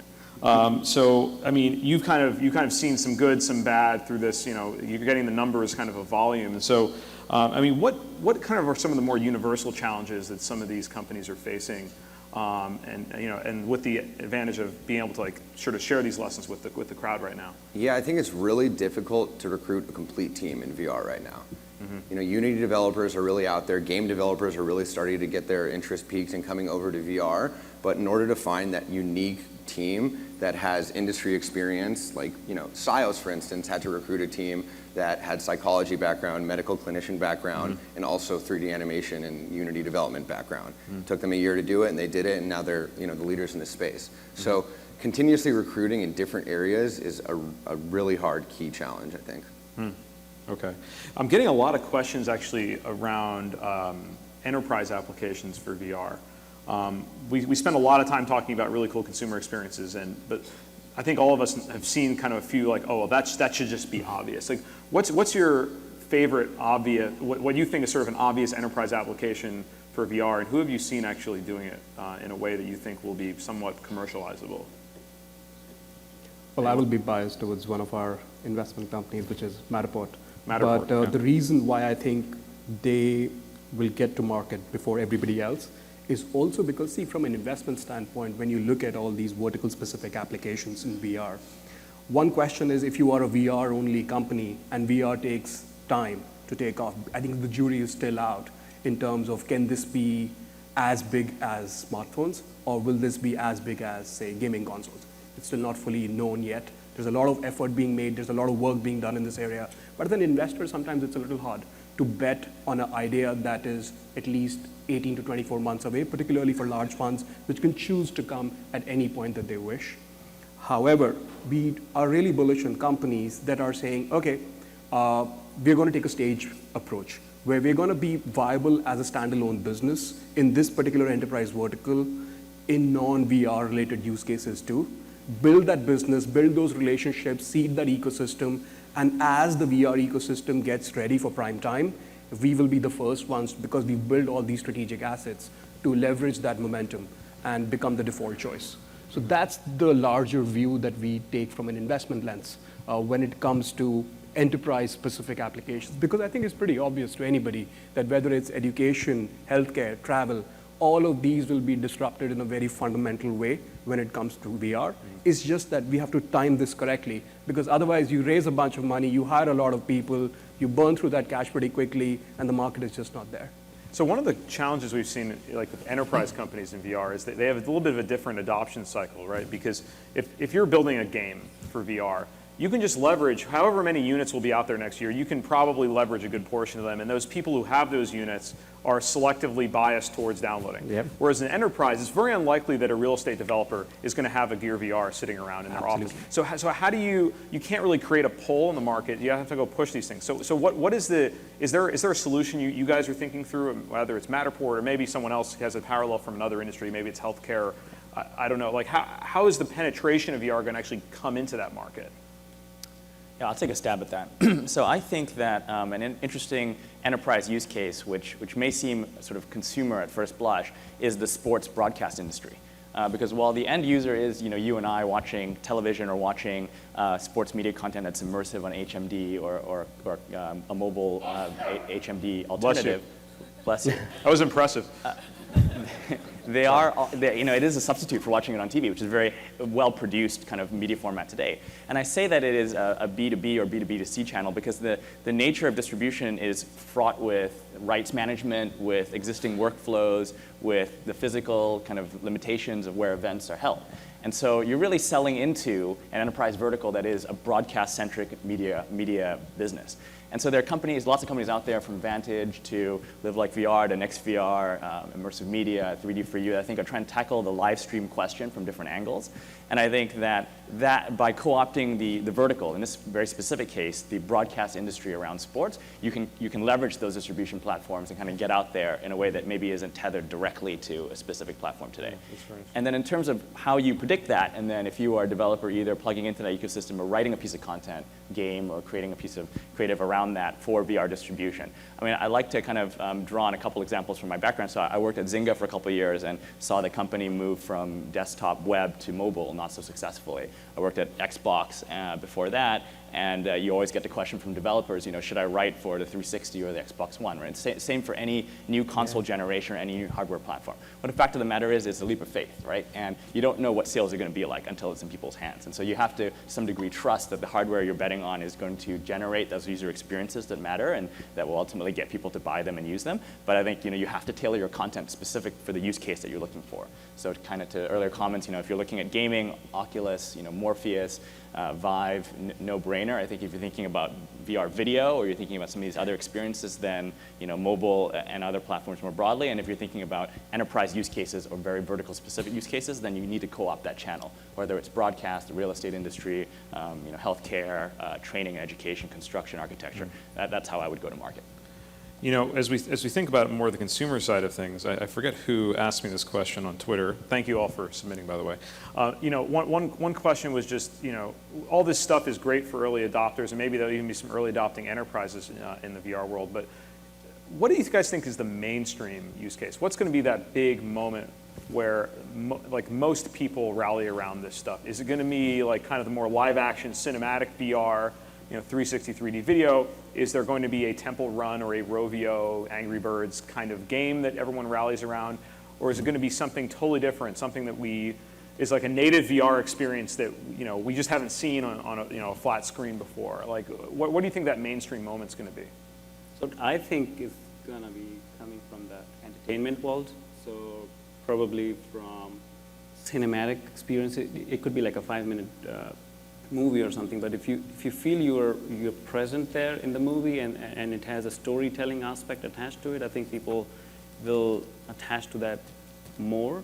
And I think that's where I think the monetization aspect also becomes a little bit real, where people will pay for the content that actually gives them that feeling of being there in the moment. So I feel it's going to be from the cinematic experience, but I think I have seen examples on the other sides as well. But my personal bias is these are the like levels of people who are putting a lot of effort in creating that kind of storytelling, and I think consumers will attach more to that. Yeah, that's an interesting. I mean, so we're big believers in cinematic VR. I think one of the reasons why is, at least in sort of the early stuff you'll see, there's almost no user interface. There's nothing to get. There's nothing to learn. You're just kind of there, and you're experiencing things that you want to experience anyway. So, and plus, it tends to work more on the mobile platforms, which, I mean, I'm curious to get your guys' view. It seems to me that the mobile platforms are going to ramp faster to a higher number than some of the tethered platforms. You know, could be wrong, because obviously, you know, you have Sony with a ton of distribution of the PS4. You have Valve with a ton of distribution of Steam. And obviously, you know, Oculus is really the pioneer. So I mean, where are you guys seeing the? Are you betting more on the mobile adoption to really drive mainstream, or are you betting on the tethered kind of PC or console experience? So from our perspective, we are obviously big believers of untethered experiences, particularly those powered by devices that people already have. It brings down the cost of access, democratizes VR to a lot larger base. However, I think it's going to be use case specific. If you're doing high compute gaming, then probably in the beginning, the tethered experience will make more sense, simply because the mobile devices cannot handle that kind of load. However, if you're doing mobile video, sports VR, or anything related to entertainment, then mobile makes a lot more sense, just because the entry barrier, access barriers get reduced so significantly. Yeah. Yeah, I think we're seeing mobile already start to bifurcate into high-end and low-end. And on the low end, you have things like Google Cardboard, where you could potentially see a day where they're just strapped onto every Budweiser 30-pack, and that's an advertisement. You just put it on, and you're in it. And beer and VR. I'm not sure if I'd mix beer and VR just yet, but people have. People have. And then there's the high-end like Gear VR. There's also start in the middle where it's Merge VR and companies like that, VR1, where you can start to see as YouTube is creeping into the VR space. We're going to see a day really soon where every 11 to 18-year-old kid is going to want to watch their favorite YouTube stars and their favorite content in 360 once they start making 360, and that's when those mobile HMD sales are really going to start to go up, I think. Yeah. Is there like one piece of IP from another area, gaming, movies, toys, action figures, comics, whatever, that you'd like to see that you think would be a great fit in VR? Is there a piece of content that you guys would you'd be like, someone should just really take that? Because I've had a few of those experiences. Well, winter is coming, so I think Game of Thrones, obviously. Yeah. Does anyone remember Myst? Yeah. I just, if there's a developer out there who's working on something similar, but sort of with a VR twist, I just think that type of stuff is going to be really mainstream. The sort of light puzzle solving, walking through a really beautiful world, and I've seen a few things that are approximating that. But for me, at least, I mean, this is all a matter of taste. But I think that stuff can be pretty compelling in VR. So, what is the time frame, do you think? I mean, I'm getting a lot of questions, particularly from Jeff Lynn. I don't know where you are. About time frame here. So, you know, as you form your investment theses, as you write the memo that you send to your committee or however investments work at your firm, what are you telling people? What are you telling your partners to expect? In short, 2 years for content development, 3 to 5 years for monetization. So from our perspective, we are waiting for Oculus to come out, I'm being very honest, because that's the time most funds, if you see the market today, everybody is spending time to embrace VR, to learn VR. But if you look at who's really putting money, I think Rothenberg is putting money, but not everybody else. Just because most other funds we're in a holding pattern right now and just seeing what's out there. From our perspective at Qualcomm Ventures, we go from early stage to late stage. And since we have a little more insight into how the space is evolving, from our standpoint, we will make a bet as these sort of device issues get resolved more and more, and everybody's waiting what happens to Oculus. If this really breaks away, I think you will see a giant amount of money being poured into VR. And all these companies which are sort of bootstrapping it right now there will be this massive tailwind that will get everybody access to funding. So far, I don't think there has been that much. There's more noise as opposed to people putting their money where their mouth is. Well, to that point, I think Tony Parisi asked one of the first questions on Twitter, which was fairly provocative, which was, there's 2 financial VCs and 3 strategic VCs sitting on the stage right now. Does that say, and I think the implied question is, what does that say about the level of adoption in the industry? From my perspective, I think that it's very common, actually, for many of the best returns in a sector to come early before there's a non-consensus, when there is a non-consensus view of that space. Right now, there is definitely a non-consensus, and you're seeing it up here, view of how this is going to evolve. And I think it was maybe even Abrash who said you have to avoid this whole myth of technological inevitability, right? It's not that VR is just going to happen. It's going to happen because you guys make it happen, right? And so we all have to go figure out and invent that future. And there's a few of us that are making bets. And I think it's, frankly, easier in some cases for strategics to make those bets because you have a vested interest in having this ecosystem form, whereas in financial VCs have a lot of other things we could possibly invest in as well. But I don't know, I'd be curious, your guys' thoughts on I think that. that's also a difference between, say, strategic VCs come in all shapes and sizes. For example, in our case, Qualcomm sits at the bottom of the stack, right? So for the way we see ourselves is, we are a company with a lot of engineering heft and a lot of insight into how these technologies will develop, but we're not necessarily in the process, we're not investing in these companies to buy them or to have them as our customers. But it's just that we want to see the VR ecosystem go forward, and for very specific reasons. Qualcomm has built the underlying technology that is going to empower all these mobile VR experiences. So if the ecosystem flourishes, we automatically benefit as a company. So we are sort of, I would say, we fall somewhere between a strategic investor and a financial VC as far as some of these adjacent ecosystems are concerned. Got it. Really good question from Jeremy Welt. So thank you, Jeremy. So it seems like Oculus has an advantage in being part of Facebook. Do you guys think that's an advantage? Yeah. Yeah. That's a lot of resources. It's a lot of resources. Facebook controls the distribution network on the what internet, arguably. And they're doing things every day, like with their new Facebook Instant articles, to create themselves as a media powerhouse. And I think it's the modern day newspaper. And if you look at how scary that could be for controlling the microphone of the media, what they could potentially do. And I think there's a lot of ethical people at Facebook, so I think they'll make a lot of the right decisions. But I think going to Facebook was a really brilliant decision for Oculus. I think it was a great financial outcome, clearly. I think the strategic outcomes for these reasons make a lot of sense. I think at the end of the day, it depends what the strategy is around content. Because I wouldn't say Facebook is the first place that you go to for access to games anymore. Right? I think it's a great distribution platform for many things. And I think in the early stages of any new platform, you need content. And Facebook hasn't traditionally been a content company. They've been a distribution company. So, in gaming as a vertical, one might make, a more bullish case for Steam, right? Just given its access to that community, and a more bearish one for Oculus. But I think at the end of the day, it's early enough where resources make a huge difference. And I think, we're all coming from the consumer internet world, and the consumer internet world today, that app ecosystem has the benefit of, 20 years of the internet. In VR, we're now creating that pipes and sort of infrastructure layer. You see folks across here as well as around the ecosystem that are trying to answer that from different angles. And for that reason, I think having billions of dollars on a balance sheet makes a much bigger difference, I think, than you would expect if we were later on in the adoption cycle. That makes a lot of sense. So when you guys look at all the different technologies that enable VR to actually exist, there's been a lot of problems that have been solved in the last 3 years. What's like the biggest problem that you see that needs to be fixed in just creating a seamless VR experience right now? And then comment on whether or not you think that's an investable area. Input. I think input is one area where we really believe that if you have to expand this to a much broader set of verticals, then that problem needs to be fixed right away. From an investment standpoint, we get pitched a lot of ideas with companies trying to, sometimes incrementally, what is available today, and sometimes trying to do stuff which is 5 years out there.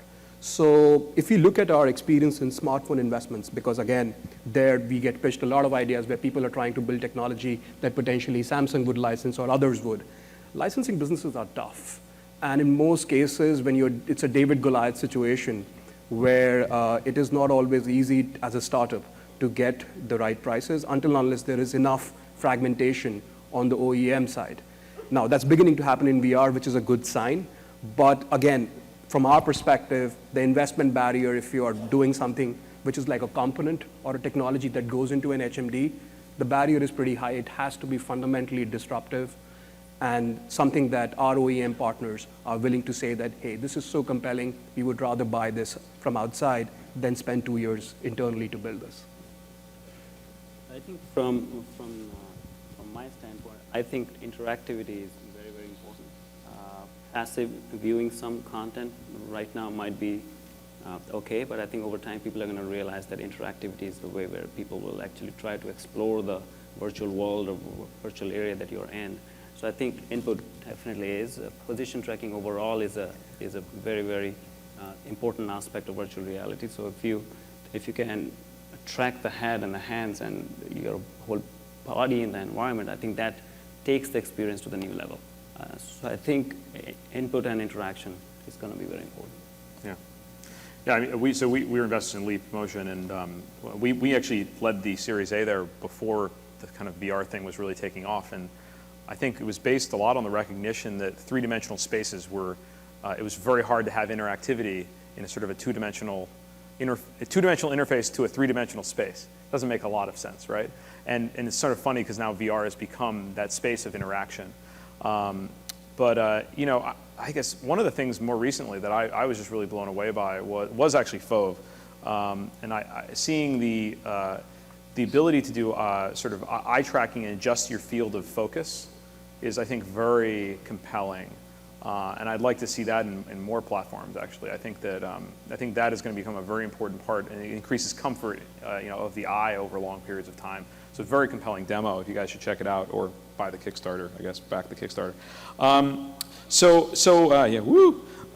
So, you know, what do you guys, there's a few people talking on Twitter now about AR as well, and some of the questions are a bit varied. Some of them are around, is this the kind of opportunity to merge platforms? Like, I think, for example, you know, in Gear VR, you can look through with using the camera, but then there is these platforms like Magic Leap, like the HoloLens, even some sort of Gen 1, like Epson one and Google Glass. Is this the kind of thing is it harder or is it more easy? That's the first question I ask about AR. The second question I ask is, to what extent will these converge or just have separate development ecosystems, separate companies working on them? I can take that. So we are one of the major investors in Magic Leap, and AR is one space where we've been investing actually for almost 6 to 7 years. We have another company called Blipper, which is doing traditional AR. It's the largest company on the AR software side that came out of UK. And what we've learned, in fact, a lot of our VR thesis is driven by the lessons we learned in AR, which is until unless, and a lot of this was covered in the beginning, which was until unless you make it super easy for an average person in the flyover states who doesn't care about the tech and the innovation, he just cares about a good, high quality experience and some resulting utility. Until unless you make it super easy for them to be able to access that content or that game, it's not going to work. So is AR easier than VR? I would say no. But the only difference in AR is there's a body of work that has been created over 5 to 6 years, which I think will serve to the benefit of players like Magic Leap when they start coming out with their open developer platforms, because there's a tremendous amount of work that has happened in VR, but the AR ecosystem is pretty robust as well. Mm-hmm. So our view is whoever offers the best experience, whether it's Oculus or Magic Leap, that ecosystem will flourish faster eventually. But that's why I strongly believe that the first version of Oculus that comes out will be super critical to the trajectory of this whole ecosystem. Do you think it's too early to really be? Oh, thanks. Do you think it's too early to be focused on AR? As an entrepreneur, forget as an investor, but like, if you had to devote your resources to building content for some platform, would you actually spend your time on AR? If you're super passionate about AR, then it's okay to attack it, but you got to be really passionate and willing to wait. Exactly. You have to be patient because there's no OEM, there's no manufacturer hardware player that's right now really giving a lot of resources to developers. Google made a hell of an attempt at it, and there's still, Google at Work is still around, and we have a company called Augmate that's working on the enterprise AR use cases, but unless it gets you up out of the morning, out of bed in the morning, it's going to be tough. Well, you say that about anything. You don't do it unless it's like your life's work, right? But I do think that the opportunity for VR content is real and near term, and like within the next year, you could have hundreds of thousands, millions of users of your product, which is exciting. I think in AR it might be a little bit more difficult to make that case, but obviously you got to do what you're going to do and what you're passionate about. So, if I might just add one comment to that, I would liken AR and VR as sort of skiing and snowboarding, right? Both get you down the hill. It's a question of what hill you want to go up and what hill you want to go down. Which one's skiing and which one's snowboarding? So this is at the risk of being disingenuous. I ski and snowboard poorly in both situations. But I think you can make your way down a hill with sort of the pizza slice on skis before you can kind of tumble your way down the hill the first time proficiently on a snowboard. And I would say maybe this doesn't resonate with the question, but I would say that AR is a little bit more like skiing in the sense that you can create a monocle app in Yelp and use that to put an augmented overlay on a non-fully immersive experience and call that AR. And that's relatively easy to do. I think the Magic Leap promise, the HoloLens promise is being a double black diamond skier, and that's way down the road. I think on the other hand, I think you can get up to that learning curve in VR because there are going to be 3.5 million headsets at the end of the year as distribution points for content, and kind of get there faster because this market clearly exists. And I think particularly for consumer that is the case. So I would say passion is obviously key and crucial. I think you'll see enterprise use cases in AR sprout up before consumer use cases. I think in VR it's across the board, which we already see. Cool. Well, I guess maybe we should just close with one last question from the audience. I'm trying to find a good one here. No, but there are a lot of good ones. I'm just trying to find a really good one. So, what do you think will be the monetization pattern for the first couple companies that really take off?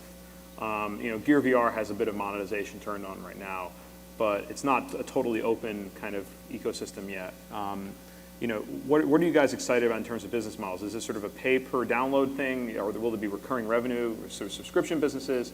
Have you seen anyone, with a monetization strategy you think works? Advertising I have to run there as well. So for some of the business models that I'm seeing, I think a lot of the bigger companies, automakers and some of the consumer product companies out there are ready to spend marketing dollars on trying to tell a story about their products in a virtual reality. And I think that's a good way of thinking about how actually any industry started with the advertising money going in there first. But that's an easy money to come out of a corporate to actually go into any kind of new medium. So I think that will be an early one. Which of the ones that you mentioned, the pay-per-view and all that time will tell a little bit about it. I think the content needs to be at that level that people are willing to pay that extra money for getting that kind of experience. Cool.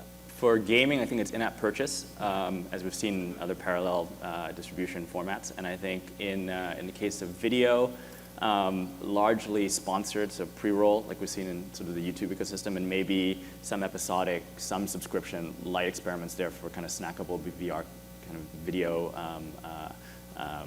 compilations of content. I think in sports, you're starting to see broadcasters incorporate sponsorship through more traditional channels of how upfronts are sold and bought into packages of promotional content around it, of which VR could be one of them.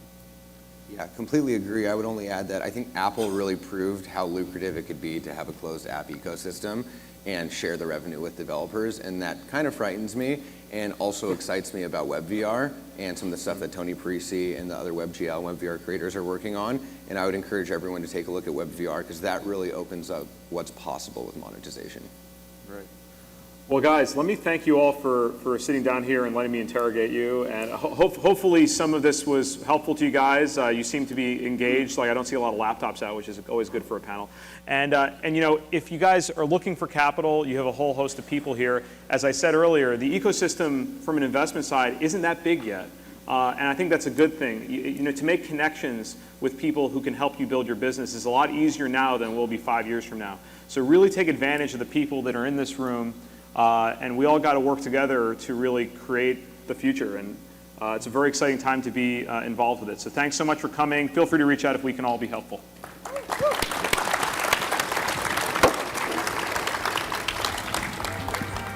Thank you, sir. Thank you. All right, folks, thanks so much. We're going to have a 10-minute break. We're going to let Tony Parisi set up for talk about VR without borders.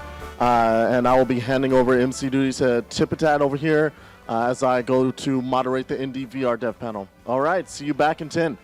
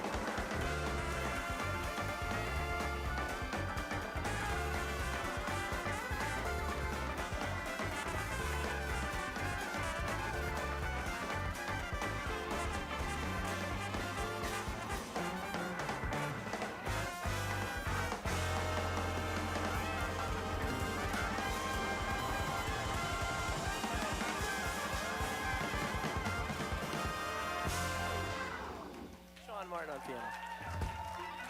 Literally on the piano. On. You were such a goof.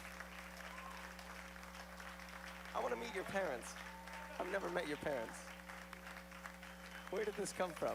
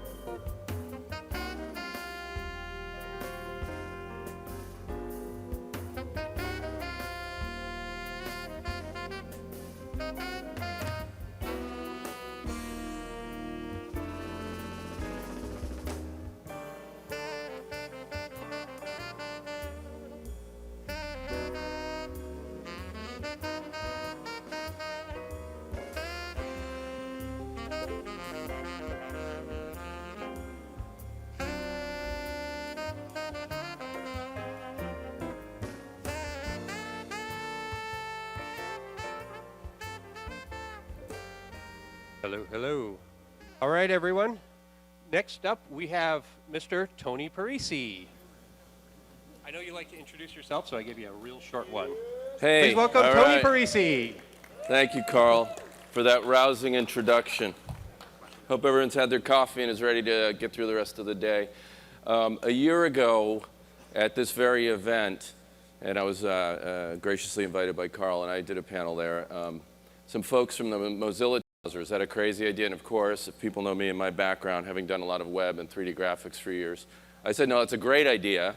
You know, what does that entail? And we started discussing that, and then a few months later, the folks from Mozilla actually had some code ready to demo.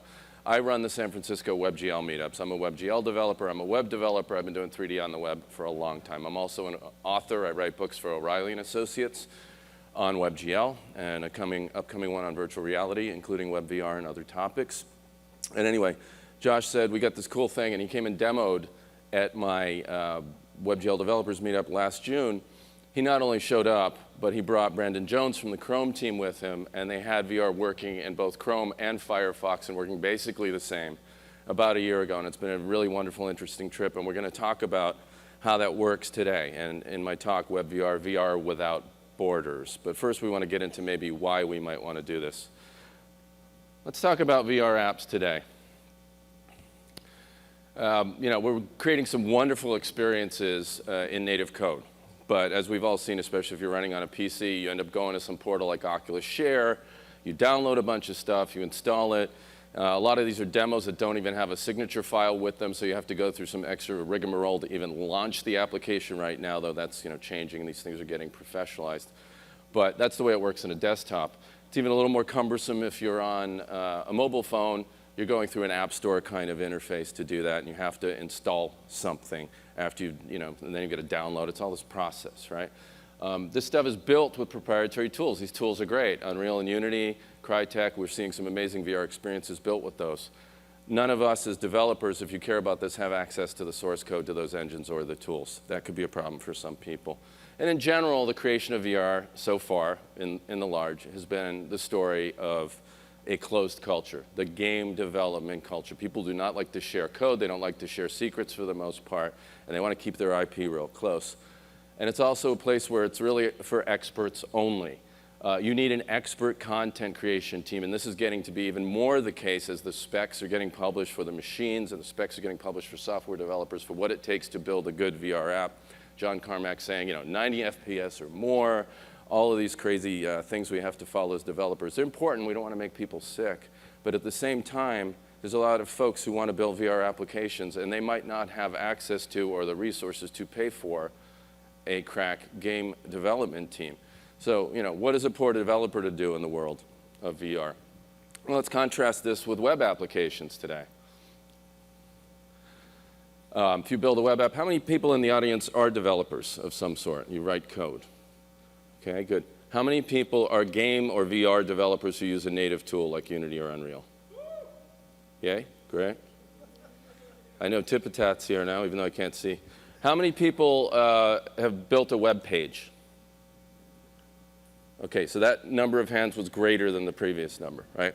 A lot of people know how to build web pages. What's great about the web? There's a lot of things that are great about the web. When I want to experience content, I click on a link. Maybe someone emailed me something. I got a link to something in a tweet. I click the link. I just see it. I don't see a site that says go download this app in order to see the thing that you just heard about. I don't get a link to an exe that I have to download and install. I see it. I didn't have to go through an app store to actually get that. As a developer, I didn't have to upload something in an app store for someone to approve.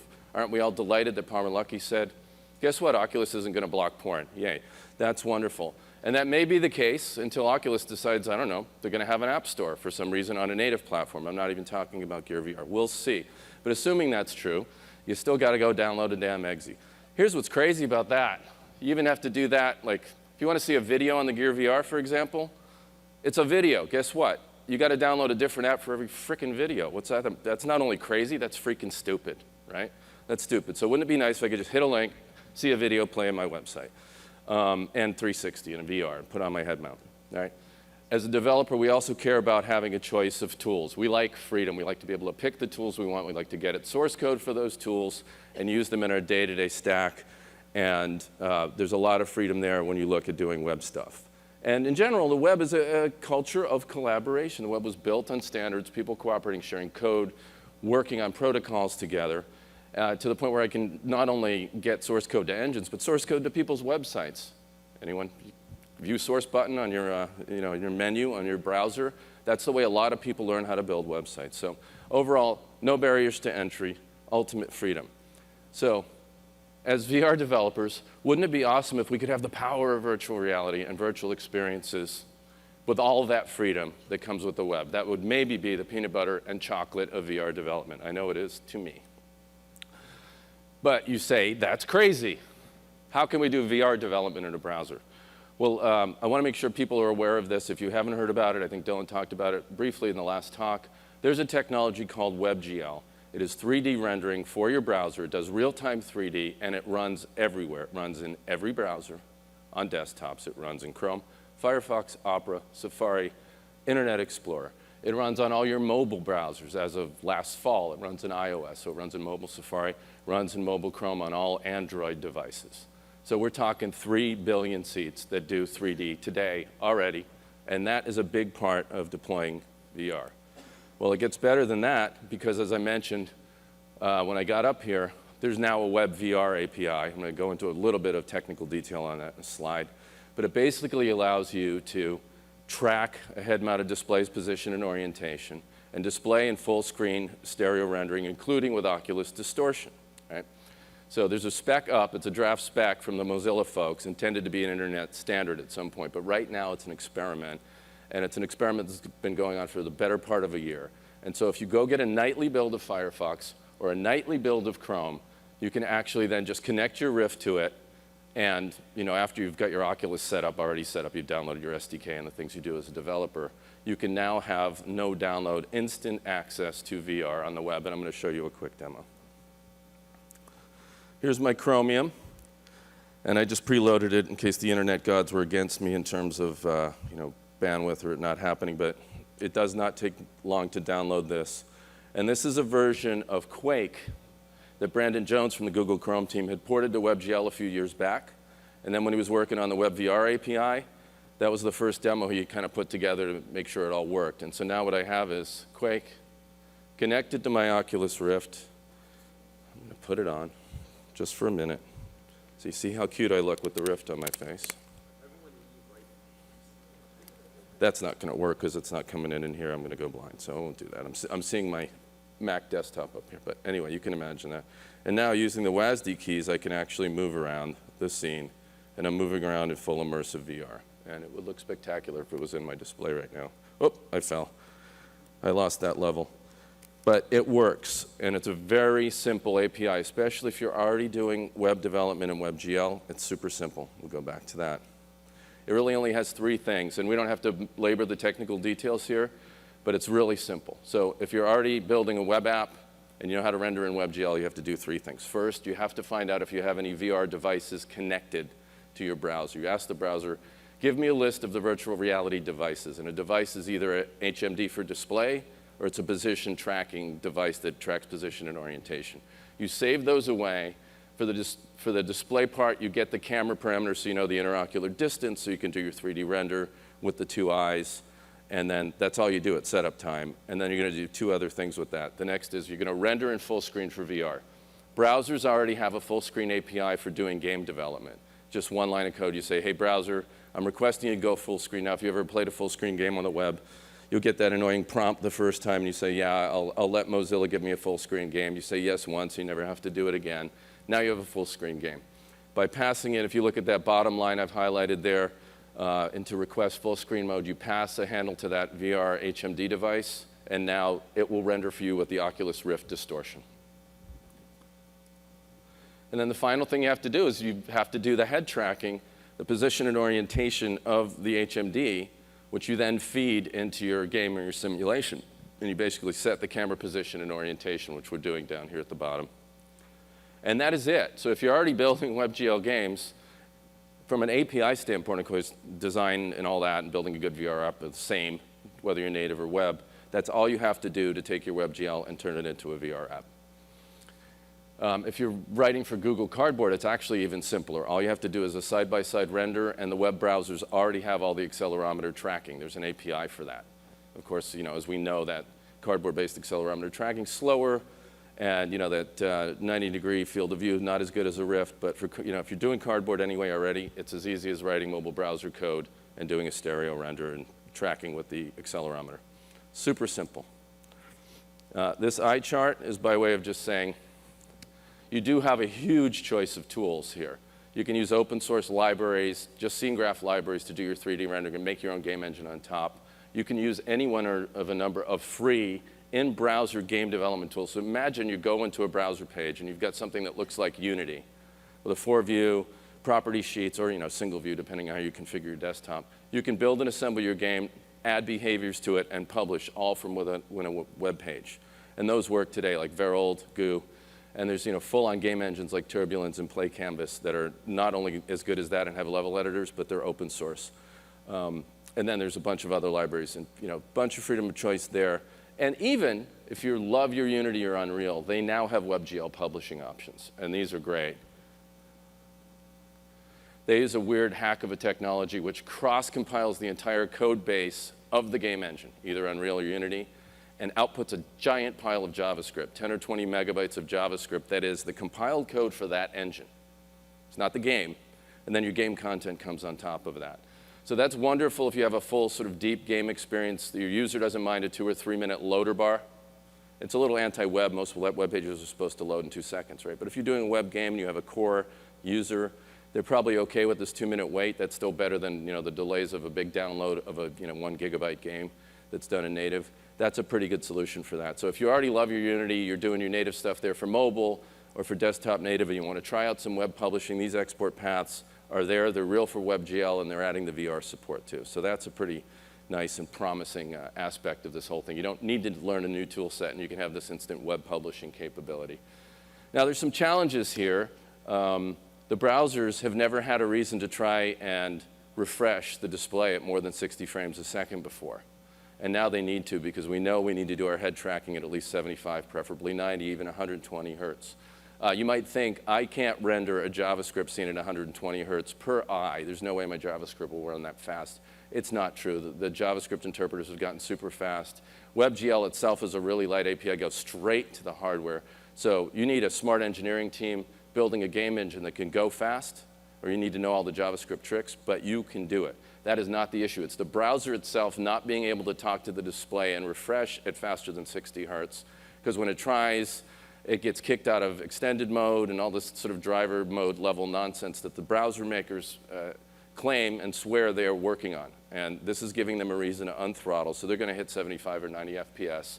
And you will get, not only beautiful and smooth rendering, but nausea-free head tracking as well, which is fabulous. And then, of course, the other thing is, on the web, we're dealing with these frameworks, and they're open source, and that's the beauty of it, but that's also kind of the scary part of it is you're often in DIY mode and having to fix your own, fix your bugs, even though it's in their code. You might end up contributing a lot of fixes to an engine that's out there that's open source. It's not as commercialized as a Unity or Unreal. But again, that may be the beauty for some folks. So it's a bit more of a wild web world, but you have so much more freedom. Now, if you want to know more, there's a great showcase that not only talks about design issues and tries to kind of bring the best out of these web experiences, but it also has code examples up there. Mozilla's been creating this showcase, and it's been up online for about 6 months now, called MozVR. So go to mozvr.com and it's got highlights on all the latest APIs and about a half a dozen demos. I actually built one of them with the Mozilla team. And these slides will go up later. Here's a list of links. The bottom one, I've got a little GitHub starter kit thing, so if you know WebGL and 3JS, this will show you how to quickly create a VR application and do something dumb, spin a cube around, but it'll get you going. And then couldn't resist the unabashed plug before I have to, I'm going to get the hook here, but I am halfway, or a little bit more than halfway now, thankfully, through my third book for O'Reilly. I don't know what I was thinking, but this is a book on how to learn to program in virtual reality. JavaScript for web, Cardboard using both Android, well, three ways, Android, Unity, and WebVR, some native Unity stuff, and some native Android with Java. So it's a bit, across the board. It's a bit broad in terms of the technology, but it's all about getting up to speed and learning how to develop for Rift, Gear VR, and WebVR, and Cardboard. So, I hope you check that out. It will be an early release probably in about a month. And make sure Carl puts the word out about that. So with that, thank you. We don't really have time for Q&A because Philip's coming up next, and I know he's got a big presentation in his own hardware setup. But if you want to hang out outside, I'm happy to answer questions for about 10 minutes. All right, thanks very much.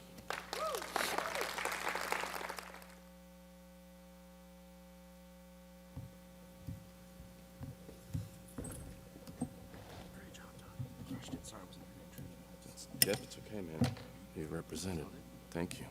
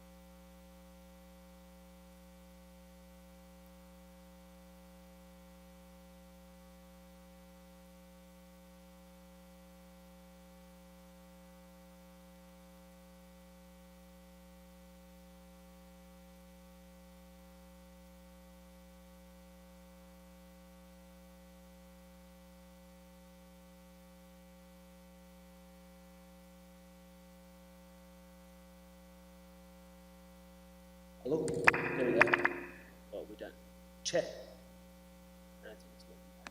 Yeah, it is. Yeah. So, is this up all the way? Oh, yeah, it's coming straight. If you hear that. Yeah, we want this all the way. Is that what you want? Okay. Yeah, we want Test, that. test, test, test, test. Hold on one second.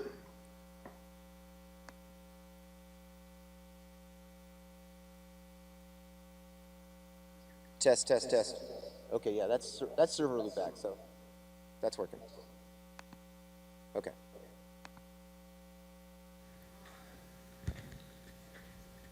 It's right here. It's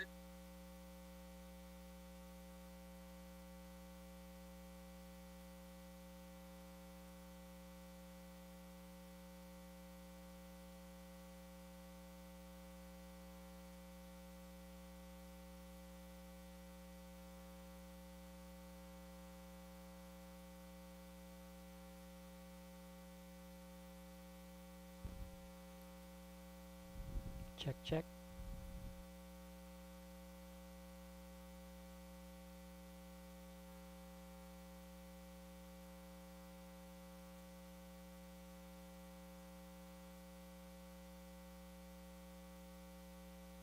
Check, 1, 2. Check, check. It was up before. They must have just turned it down.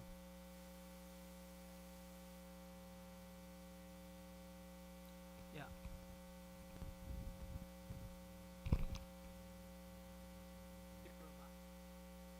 Yeah.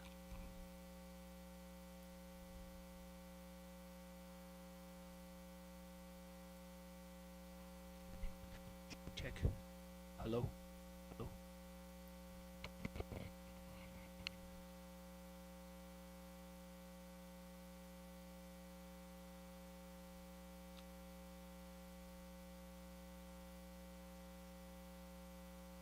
Oh, he can't, you can't see the slide?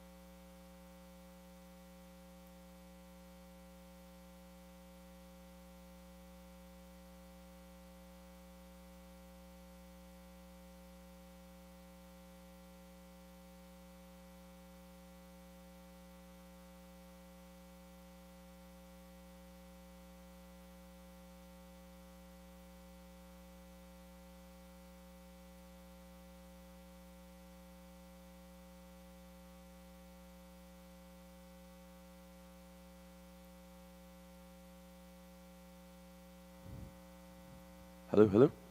Okay. Everyone, please come in a little bit more. Let's like, you know, we have good audio, but it's always nice to see people. So come in closer. Don't be scared. Don't be shy. This is going to be the most amazing panel that you will ever see. I promise you. Philip Rosedale is one of the most electrifying speakers, most inspirational entrepreneurs I've ever known. And honestly, you're going to walk away from here just amazed and blown away by what they've been doing.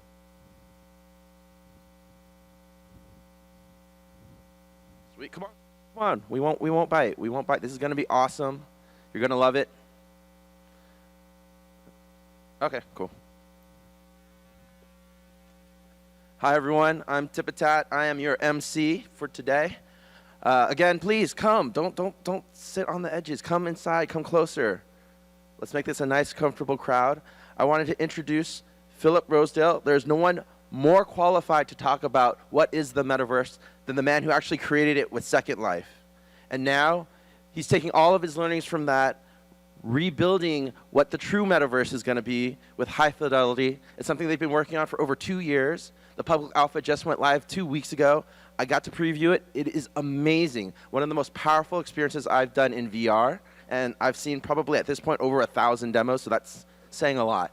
So please, everyone, give a big round of applause to Philip Rosedale.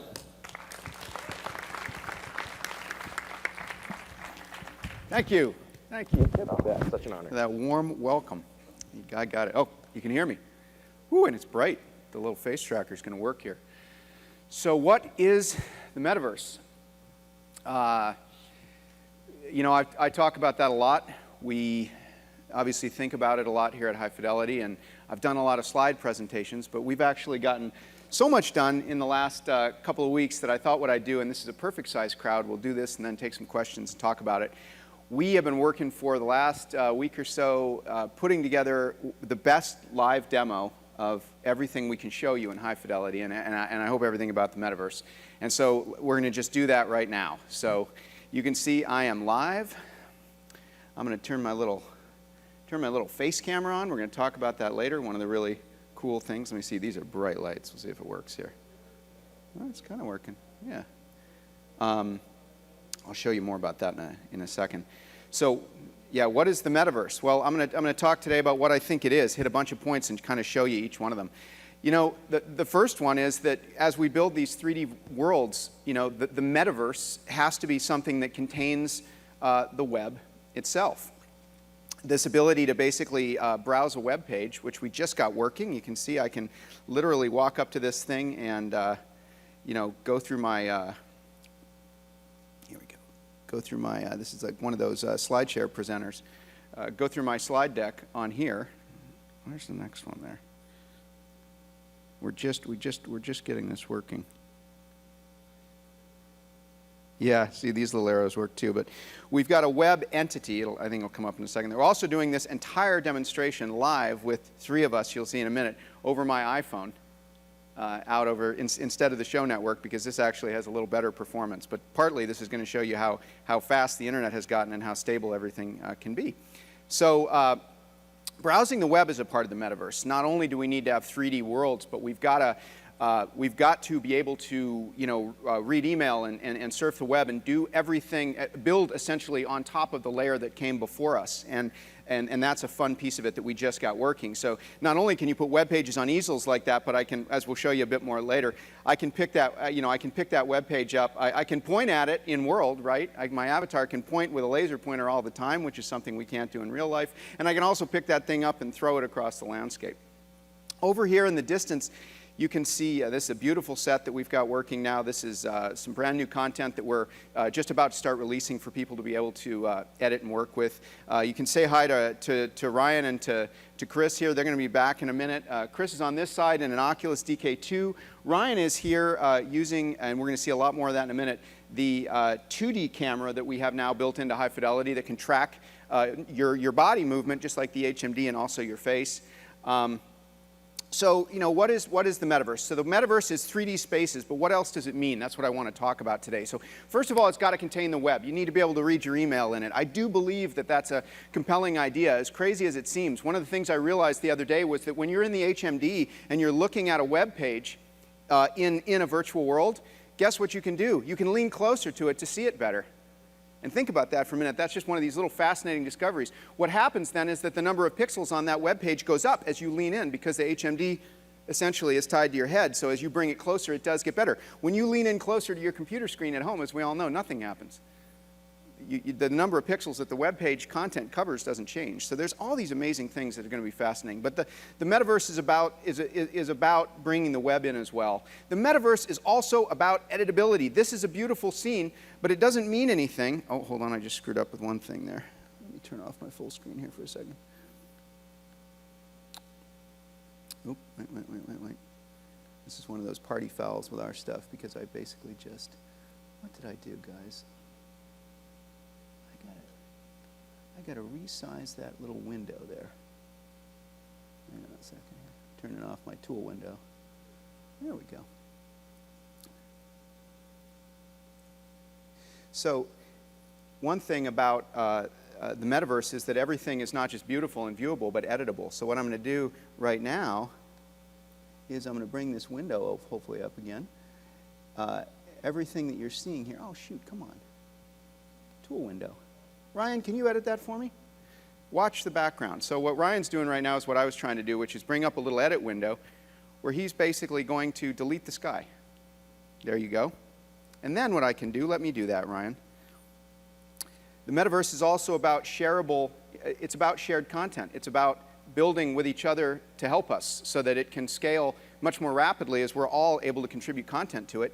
We've got a marketplace. This little window is a live window that lets you actually add things to your own server, as we're going to touch on later.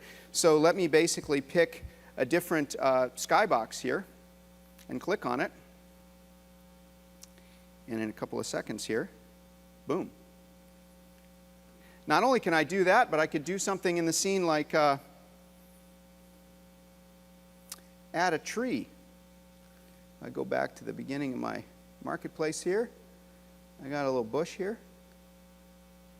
and there it is, and I'm standing in it. So we've already got a system up and running that allows you to bring content into it, share content with each other.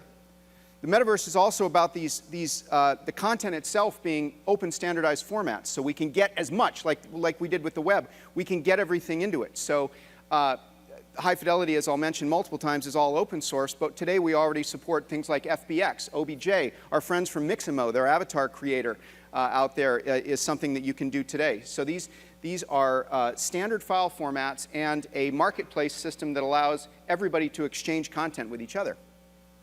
The next thing about the metaverse that I really would encourage you to think about, it's so fascinating. You know, all this new technology has come out, and we're all wondering excitedly, you know, coming to conferences like this, where does it all lead? You know, what is this going to look like? You know, today we've got all these amazing, you know, DK2 demos that we're downloading off the, you know, the Oculus store. We are, let me turn off one little feature there. I'm doing a little debugging on my avatars that I don't need to do. We're all trying out all these amazing apps. We're imagining a bunch of games that are going to come out. But what's really going to be where are we going to spend the lion's share of our time? If you look back at the early internet, when the internet came out, when the consumer internet really became powerful, about 1995, you had AOL and CompuServe. What was different? Why did the internet so eclipse AOL and CompuServe? I'll tell you why. It was the hyperlink. This is interesting. There's this phenomenon called Metcalfe's law, right, which says that the utility of a bunch of stuff will go up as the square of the number of connections between the stuff. It's a fascinating idea, and that's exactly what happened with the early internet. The web pages of the early internet didn't look that good, but they were hyperlinked to each other. And what that meant was that the utility of those pages went up and up and up because they could refer to each other.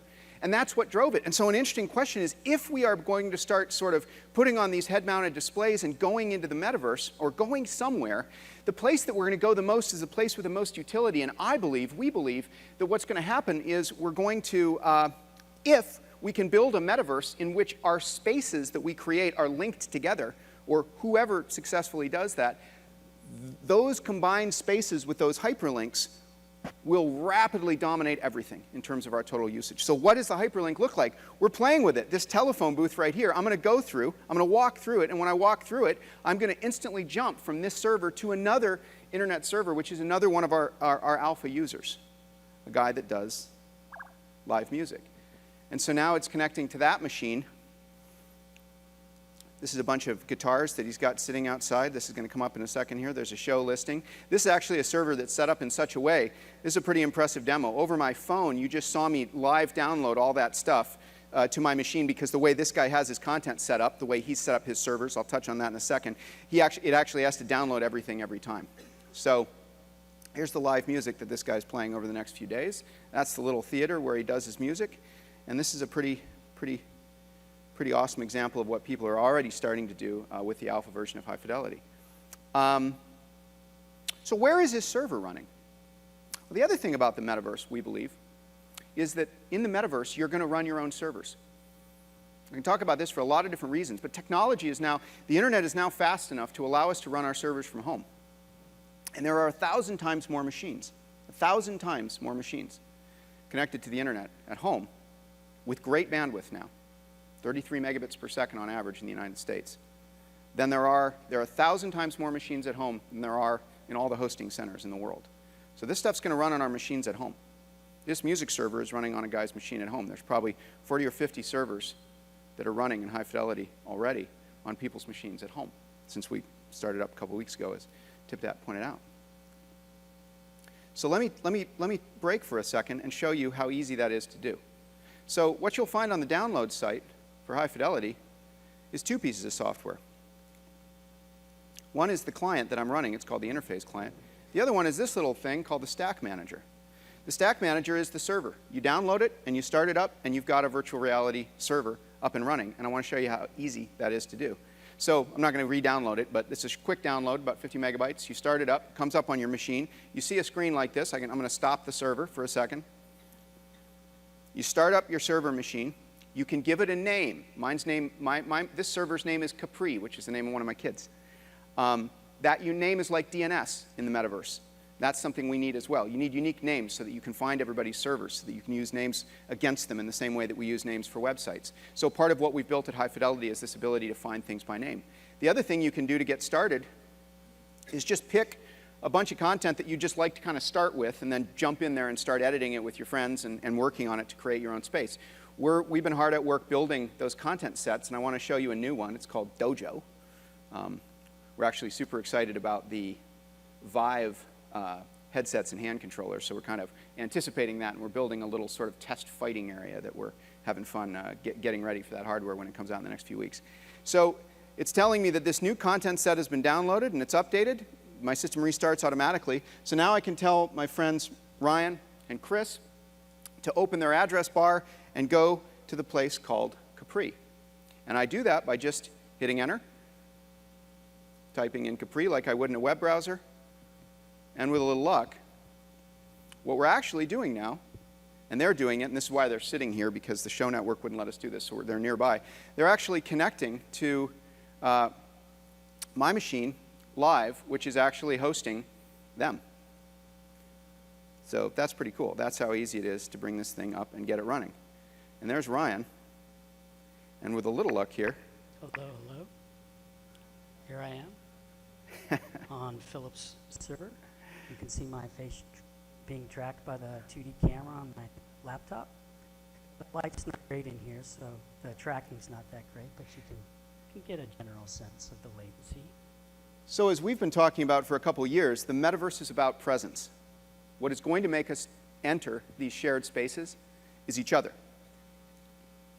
The internet, the metaverse, real spaces in the real world are nothing if not a space between people. So our ability to feel the presence of each other and to talk to each other and to express ourselves, to emote, is critical to this next phase of evolution. And so for the last 2 years, we've been working on this, building different kinds of avatars and building both 2D, 3D cameras and HMD approaches to creating, hang on guys, Chris, can you say hi? Hi, how's it going? Hi, everyone. on the Oculus. Can you hear me okay? Yeah, we're a little cool there, but talk to us again, Chris. Hey everyone, how you going? I'm here on the, as a robot with the Rift on. So what you can see that's cool about this is we've got people in the head. We've got Ryan sitting in front of a PC moving his head.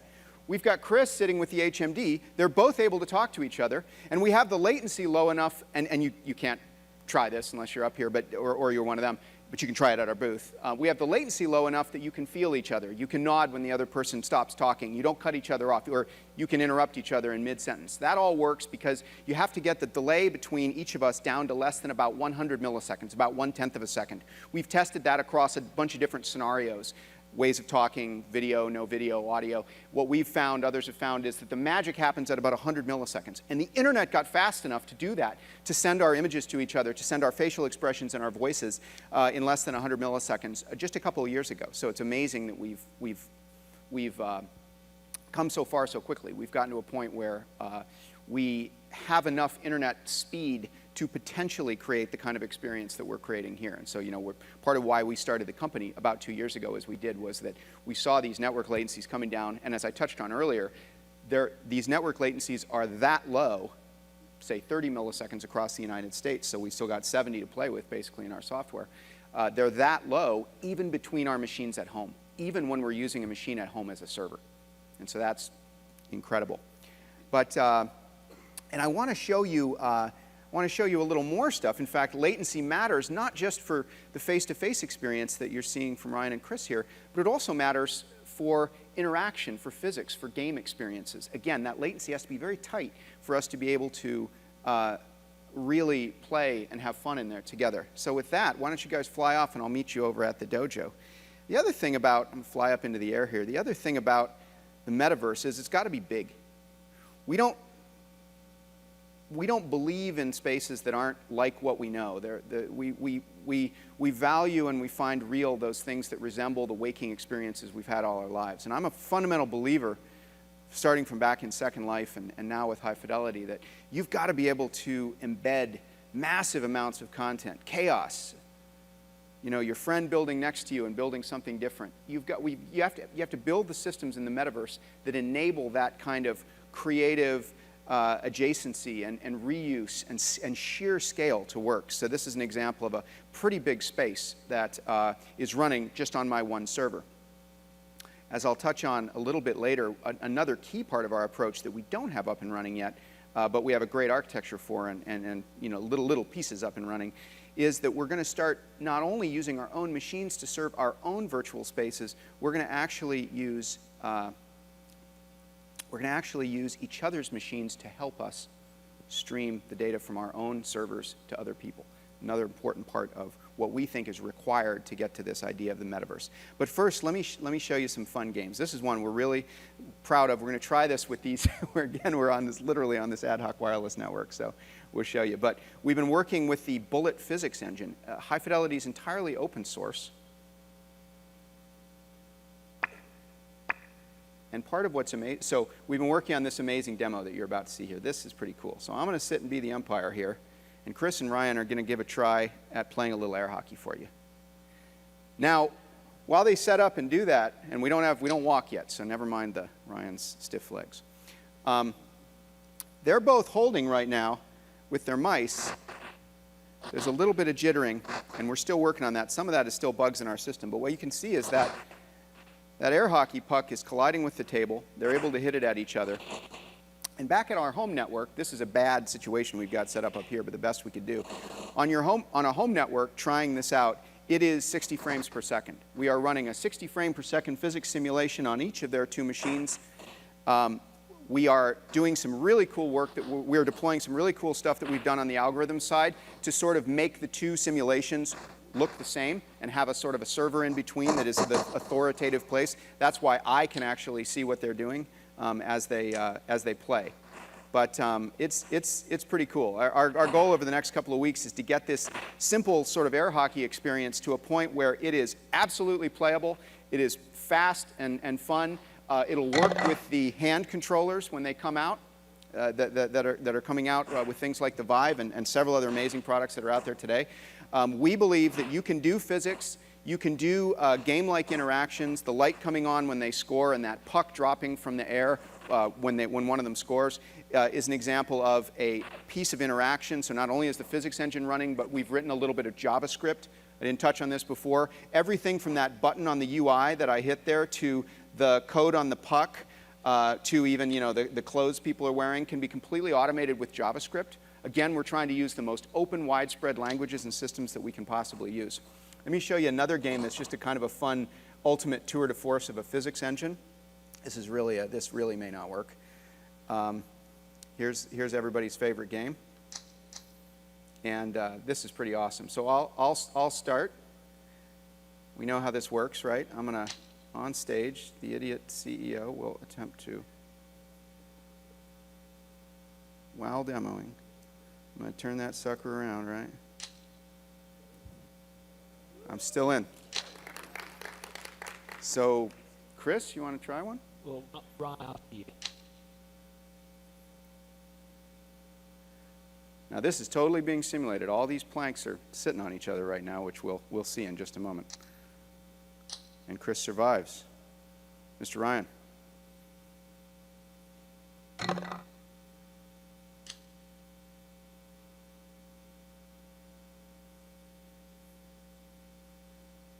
Now just to make it fun for you and give us time to show you more crazy stuff, I'm going to go next, and it's going to be a big fail. And there you go. Still some glitches there. Thank you. Still some glitches there, but I mean, we are able to really play with this. You can see me lifting that piece up. I can throw it at Chris there.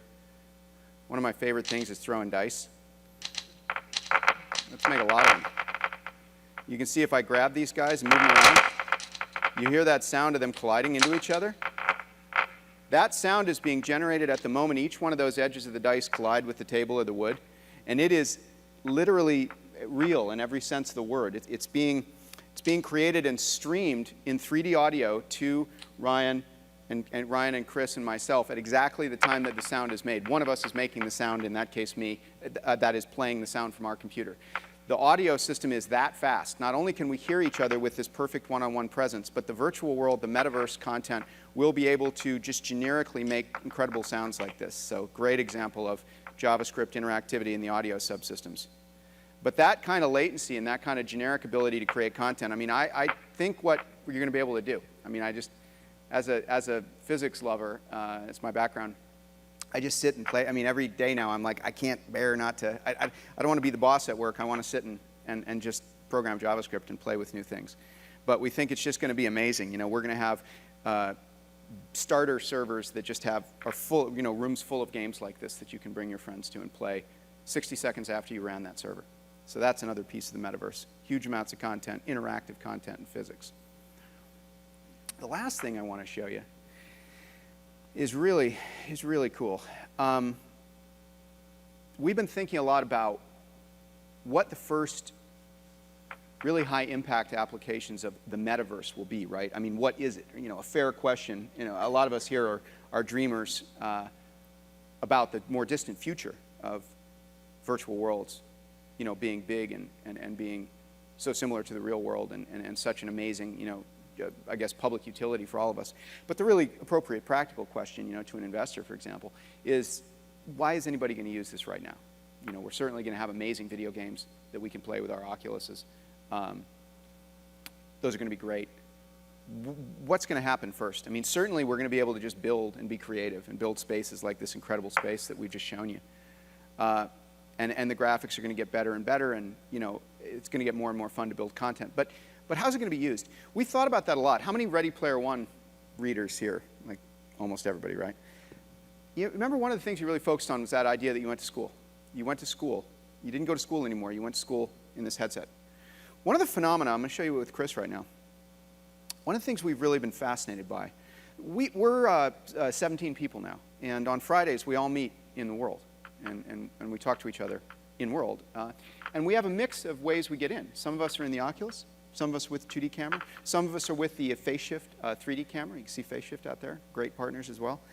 One of the things we noticed when we had those meetings was that, and it was a very curious outcome, was that it wasn't just more fun for you to be wearing the Oculus in a company meeting. It totally is, you can imagine. I mean, it's a blast. You know, you can look around and see what your friend had just said, and it's an amazing experience. But what we noticed was, I noticed this first time when I wore the Oculus, when you wear the Oculus, we can't track your facial features. Yet, of course, there's going to be a wonderful, I think, Oculus, Hao Li's work on facial regression, which is, I think, going to be demonstrated at SIGGRAPH, shows kind of what we can do maybe with a boom-mounted camera. But right now, when you put the Oculus on in high fidelity, we can only see Chris's mouth move a little bit, you know, on that robot head.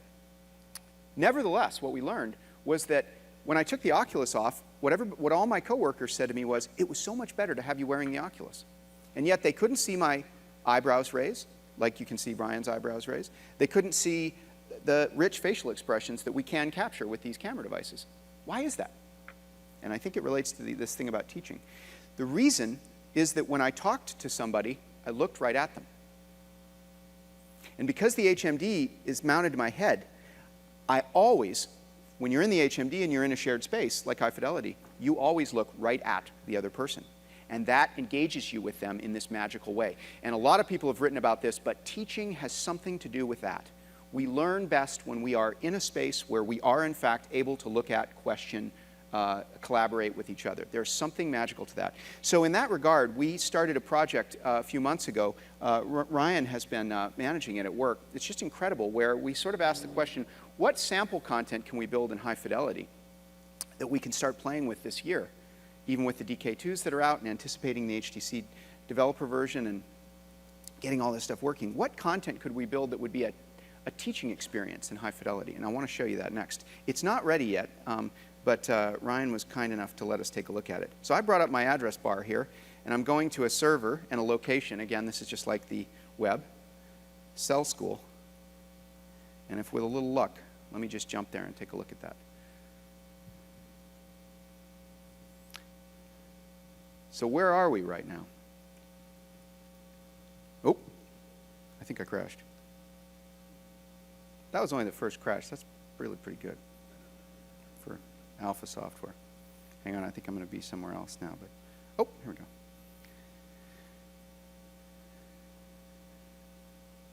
Hang on. Let me try again. So what Ryan and his team have been building is the inside of a human cell. You can see the movement of the objects. It isn't done yet, but this is a single high-fidelity simulator which can be run on a single laptop like I just did. This one's running somewhere else. I don't know where. I think the team that's working on it. You can see these little guys here walking along the line. This is a really good simulation of what the inside of a human cell looks like. And we're going to build a classroom in there, and we're going to get real teachers and get them to start teaching real kids high school biology about the cell inside, with HMDs on, inside high fidelity. And I mean, if you look at this, I mean, I don't know about you, but I have a physics background, but when I saw this, I just can't believe how cool this is. I mean, talk about how not memorable cell biology is. Well, imagine what it'll be like after you spend an hour with these scary things chasing you around. And this is just after a couple of weeks of work. This thing's going to be a fully operational cell. You'll be able to go and pass through the ion channels and go inside the nucleus and see, you know, RNA making proteins or whatever. Actually, I think I said that wrong, RNA transcribing. But these pathways here are cytosine, I think. Cytosine, is that right, Ryan? Cytosine? We don't know what it is. They're, those little monsters walking along are things I can actually click on one and ride on it here.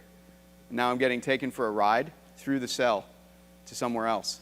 I mean, if you're a kid in school and you can do that, and your teacher can walk up to you and look you in the eye and ask you, you know, whether you understood what you just saw, how could that change education?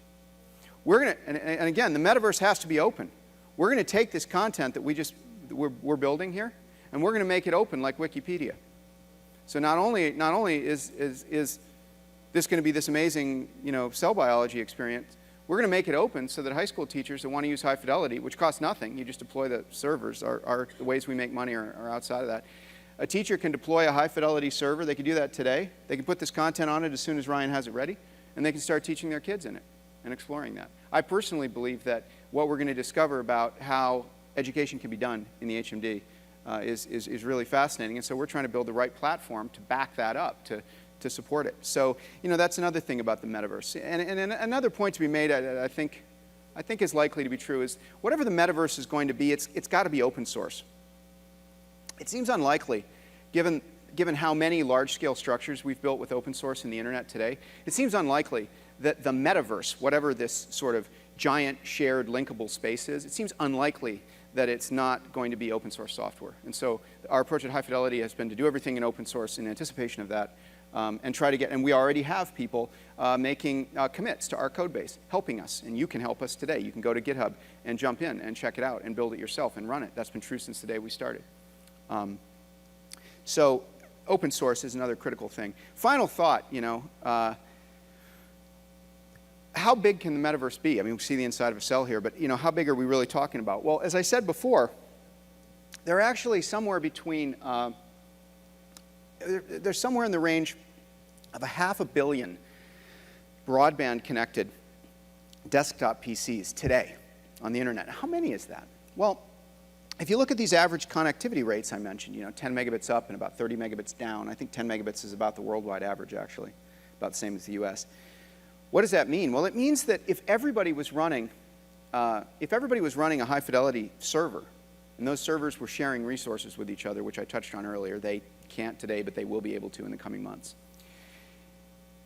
What it means is that we could collectively create a space whose literal scale, in terms of its sheer size and the amount of stuff you found inside it, was comparable to the landmass of the surface of Earth.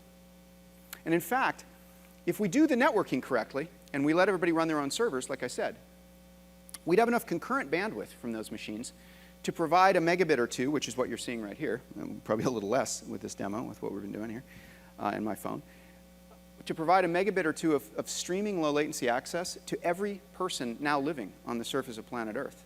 That is to say, each of those machines can handle about 10 or 12 people at the same time. And that is what you can do today with high fidelity. So today it is true that if we were using an internet scale architecture to simulate a virtual world, to simulate the metaverse, the scale of that world would be sufficient to stream content and create an experience like what I'm showing you right here to everybody now alive at the same time. And that, in conclusion, is where I think we're going. And thank you very much. It's been great to show you this. Thank you for letting us do it. I don't know if we have questions. Let's take some questions. I'm sorry, the lights are super bright. Maybe you guys could bring them down a little bit now. I can barely see everybody. Hi, my name is Liesl Capra. I just want to qualify myself as an AI geek. We were an early player in Second Life. We had avatars running around, actually puppeted by AI. I won a NASA deal in Second Life, and my company was acquired last year. I'm really fascinated with what you guys are doing here, and what I really wanted to hear from you in particular is I'm kind of struggling with the way we're trying to transpose old metaphors into the new world that's coming. We're taking a physical world and modeling it. Yes, it's bigger and better. You were talking earlier about hyperlinks and how they really shifted our perception of how we can access information. And we're also seeing a lot of people taking the app metaphor and trying to pop it into VR. It works on a mobile phone, which is a sensor effector device, and we're trying to push that in. So I just want to really tease out your thinking a little bit. I mean, obviously, it seems like you're taking the approach of being able to model an infinite world in the metaverse, but what if your metaverse is not the one? How's this going to play out? What are your thoughts on that? Is that a bit vague? Do you get what I'm trying to reach? What if our here? metaverse is not the one? You mean what are the most generic sort of iconography we are going to build around these things? Yeah, so I suppose what I'm reaching at is that the web shifted how we accessed information and extrapolated ourselves, and it was hyperlinks.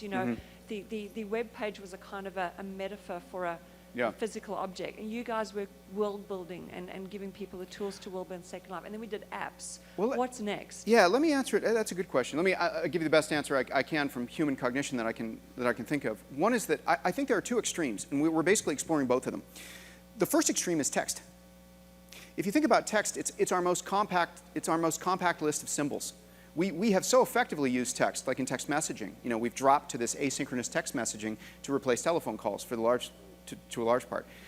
I think the reason for that is that text is the tersest symbol set that we as shared humans in our communication can use. So there's a lot of stuff we do with text. So I think the @ keyword, the very idea of Capri, as I took you to, or cell science being a word that you can remember and type as a way of going to places, is fundamental and will remain in our systems because we're going to continue to use that. Even if we're saying those letters or something, it's the tersest form. At the other extreme, though, I think we are likely to build 3D spaces that are very reminiscent of places that we've already been and contain symbols we already know how to use, semantic symbols we already know how to use. One of the remarkable things about Second Life was that I always thought at the beginning that people would build like, that Second Life would be all like imaginary worlds and hypersurfaces and fractal geometries and stuff, and it wasn't. It was lots of Second Life was basically like Malibu and the French Riviera. And the reason for that, which I hadn't realized until I really thought more about why it was happening, was that those are the symbols and the objects which we know best. And so we use them because they have the most power. A Lamborghini or a Ferrari is more meaningful to us than a land speeder from Star Wars because the former is a more commonly encountered symbol. And so I think that we're likely to build virtual worlds using the semantics of the real world to a large extent, at least first. And so my prediction would be over the next, say, 10 years, that we're going to build virtual spaces which are very lifelike because we are so comfortable using those metaphors. Look at using your finger on the touchpad on these mobile devices. That's incredibly better than the mouse. Why? Because we're not that smart. Like, it lets us do what we really wanted to do, which was just touch the thing there and move it and slide it. We've taken that stuff up. The closer we can get those symbols to our brain, to our standard operating behavior that we encounter when we wake up and live in the real world, the more effective I think these systems are. That's a partial answer. We can chat more about that later. Yes, sir. Congratulations on how far you guys have made it. I think this is groundbreaking and very cutting edge. Yesterday, someone had asked about virtual gaming spaces, and they asked the panel yesterday with Lucky and a few others how far away we were from being able to sit and play poker with 5 or 6 friends from around the country. Yeah. And they were kind of like, oh, when that moment happens, we've jumped the shark. I think it's interesting that you've now demonstrated that. Yeah. You've jumped that shark. Kudos. And anybody here can build that poker game for us. I'd love to have it. Right. So then I guess I'll segue into what my question was. That was more of a kudos. Thank you. Obviously, in Second Life, you had Linden. What will the currency be for the metaverse? And will people be able to charge admission to the worlds that they create or their servers? Yeah. And then the second question is just more of a technical one, but with the distributive architecture nature of the network that you're building, will you use some sort of optimization or like if you find that there's a path that is quicker to get to a server for content than my ISP that I'm connected to? Will you use hops to get the information to me, or would it? Do you understand the nature of the question? Okay. We will attempt to add value as a service provider, as a layer above the network of everybody's machines, by doing that kind of probing to try to find out what. So when you need an additional server because too many people have come into your room, which is exactly the problem we need to solve, more than about 15 people in your room, so to speak, in your virtual world in this cell, is going to overload your home machine. But we can help you because we can find somebody else in your city whose machine is sitting there dormant, and then we can basically share that machine. What we're going to try to do is looking top down at the network to try to do the best job of finding that person for you. Again, all our stuff is open source, so you won't have to use our services, but hopefully if we do a good job of providing them, we can be very successful as a company. That relates to your earlier question, which is about the currency. What I think is going to happen here, a little bit different than Second Life, is I think the currency, the shared value of the metaverse on something open source like High Fidelity can grow even faster than Second Life did, because what we're going to do is probably create a currency around shared compute time. So I think the baseline currency, now whether that currency is the Bitcoin or a different, a blockchain-based currency or some sort of a currency that we create, whatever, that I'm not quite sure about yet. We're still thinking about that. But what we do know is that by contributing our machines to each other, we can create a baseline value for that currency, which people can then use to buy and sell content from each other, or buy and sell access to spaces. And I think content, by the way, is the more likely from what we saw in Second Life, but before, like tickets to go into a space. But that's a minor point.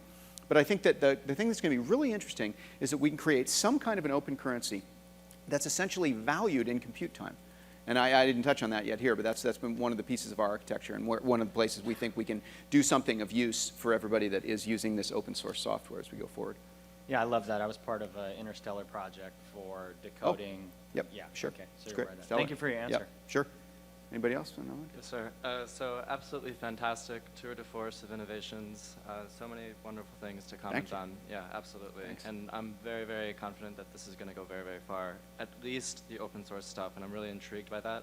And it sounds like you're doing a great job to try to provide value on top of that. Can you talk just more about what your vision is for kind of this new DNS system? Yeah. I've been thinking a lot that we need a new World Wide Web, basically. Yep. This looks like it could be it. Yep. And then also I would say that I'm very interested in, so I've won Hackathon Awards for visualizing like Wikipedia and providing interactive, immersive experiences in that. I'd love to build something on top of this. Where do I start? How do I? Come and talk to us just after this, for sure, and we can give you whatever advice we can on that and give you the resources. And the distributed architecture, I mean, that was like, I was like, whoa, you know, we're just reinventing the internet right now. Let's just do it. So what we're doing with DNS, just to touch on that for a moment, you're exactly right. What we're trying to build is a usable DNS system for the next generation. That's what we're doing. It's a place name system. What we call it place names. There's already hundreds of them that have been bought. We actually already sell them, even though we're in alpha, because you wouldn't, otherwise everybody would name squat them just like DNS. So we're actually happily making a little bit of money today from just the fact that there's no other fair way to distribute place names. So today, Capri, I own that place name. I just showed you that one. I own various other cool ones that you might imagine I would own. But we all laugh around the offices at the, you know, amassing our empires of popular single word place names. We're selling those. What we basically do, what I think DNS2 looks like, which I think we're providing a reasonable example of. And again, certainly other people can copy us. Maybe there'll be multiple systems, but I think like DNS, there'll only be one or a couple of root servers. And we hope we can do that and make a little money on it. We charge $20 a year for the place names today, so just like DNS.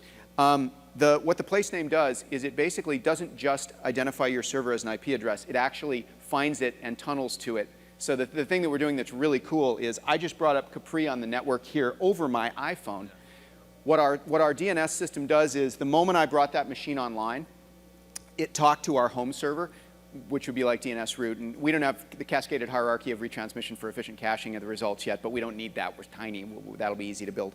The DNS, the server at home basically found that machine and port number, and we'll give it to you. So when Chris and Ryan typed in Capri, they basically did a DNS hostname lookup. We responded with the current IP and port address. This is a meaningful thing because we need to do this with, and we're using all open protocols for that. We're using the stun protocol to discover the machines.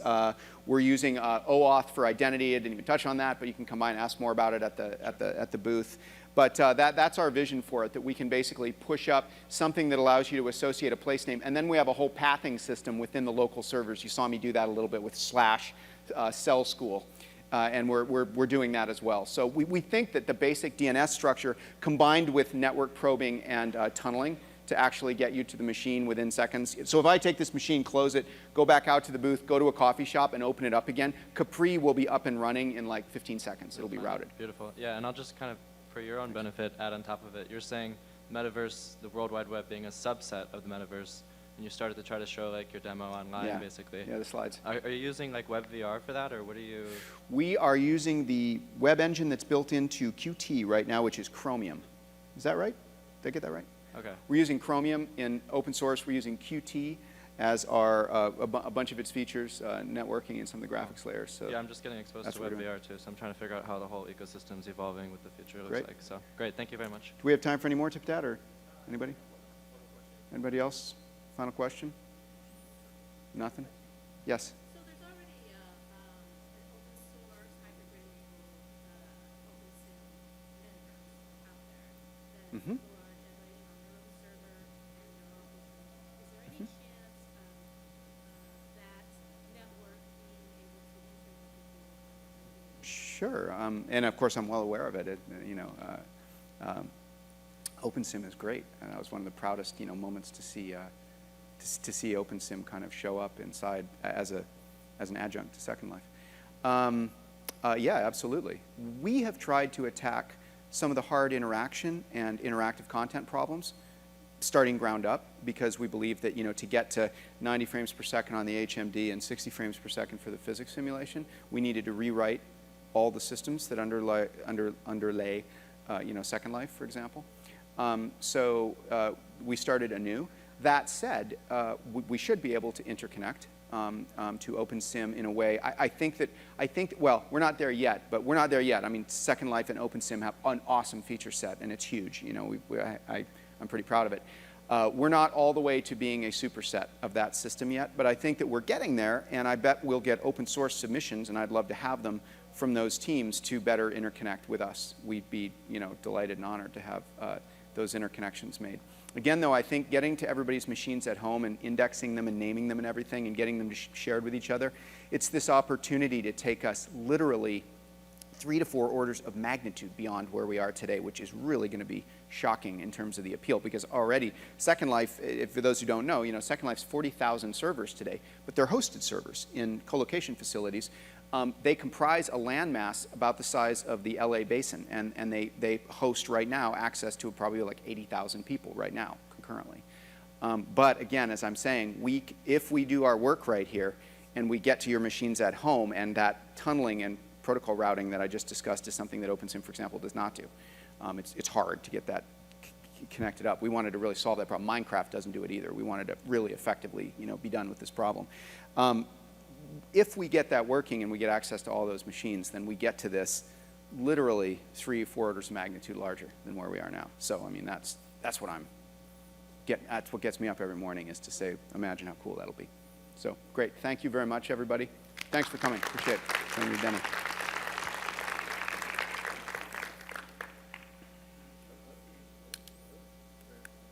Can you give Tipitat his mic back?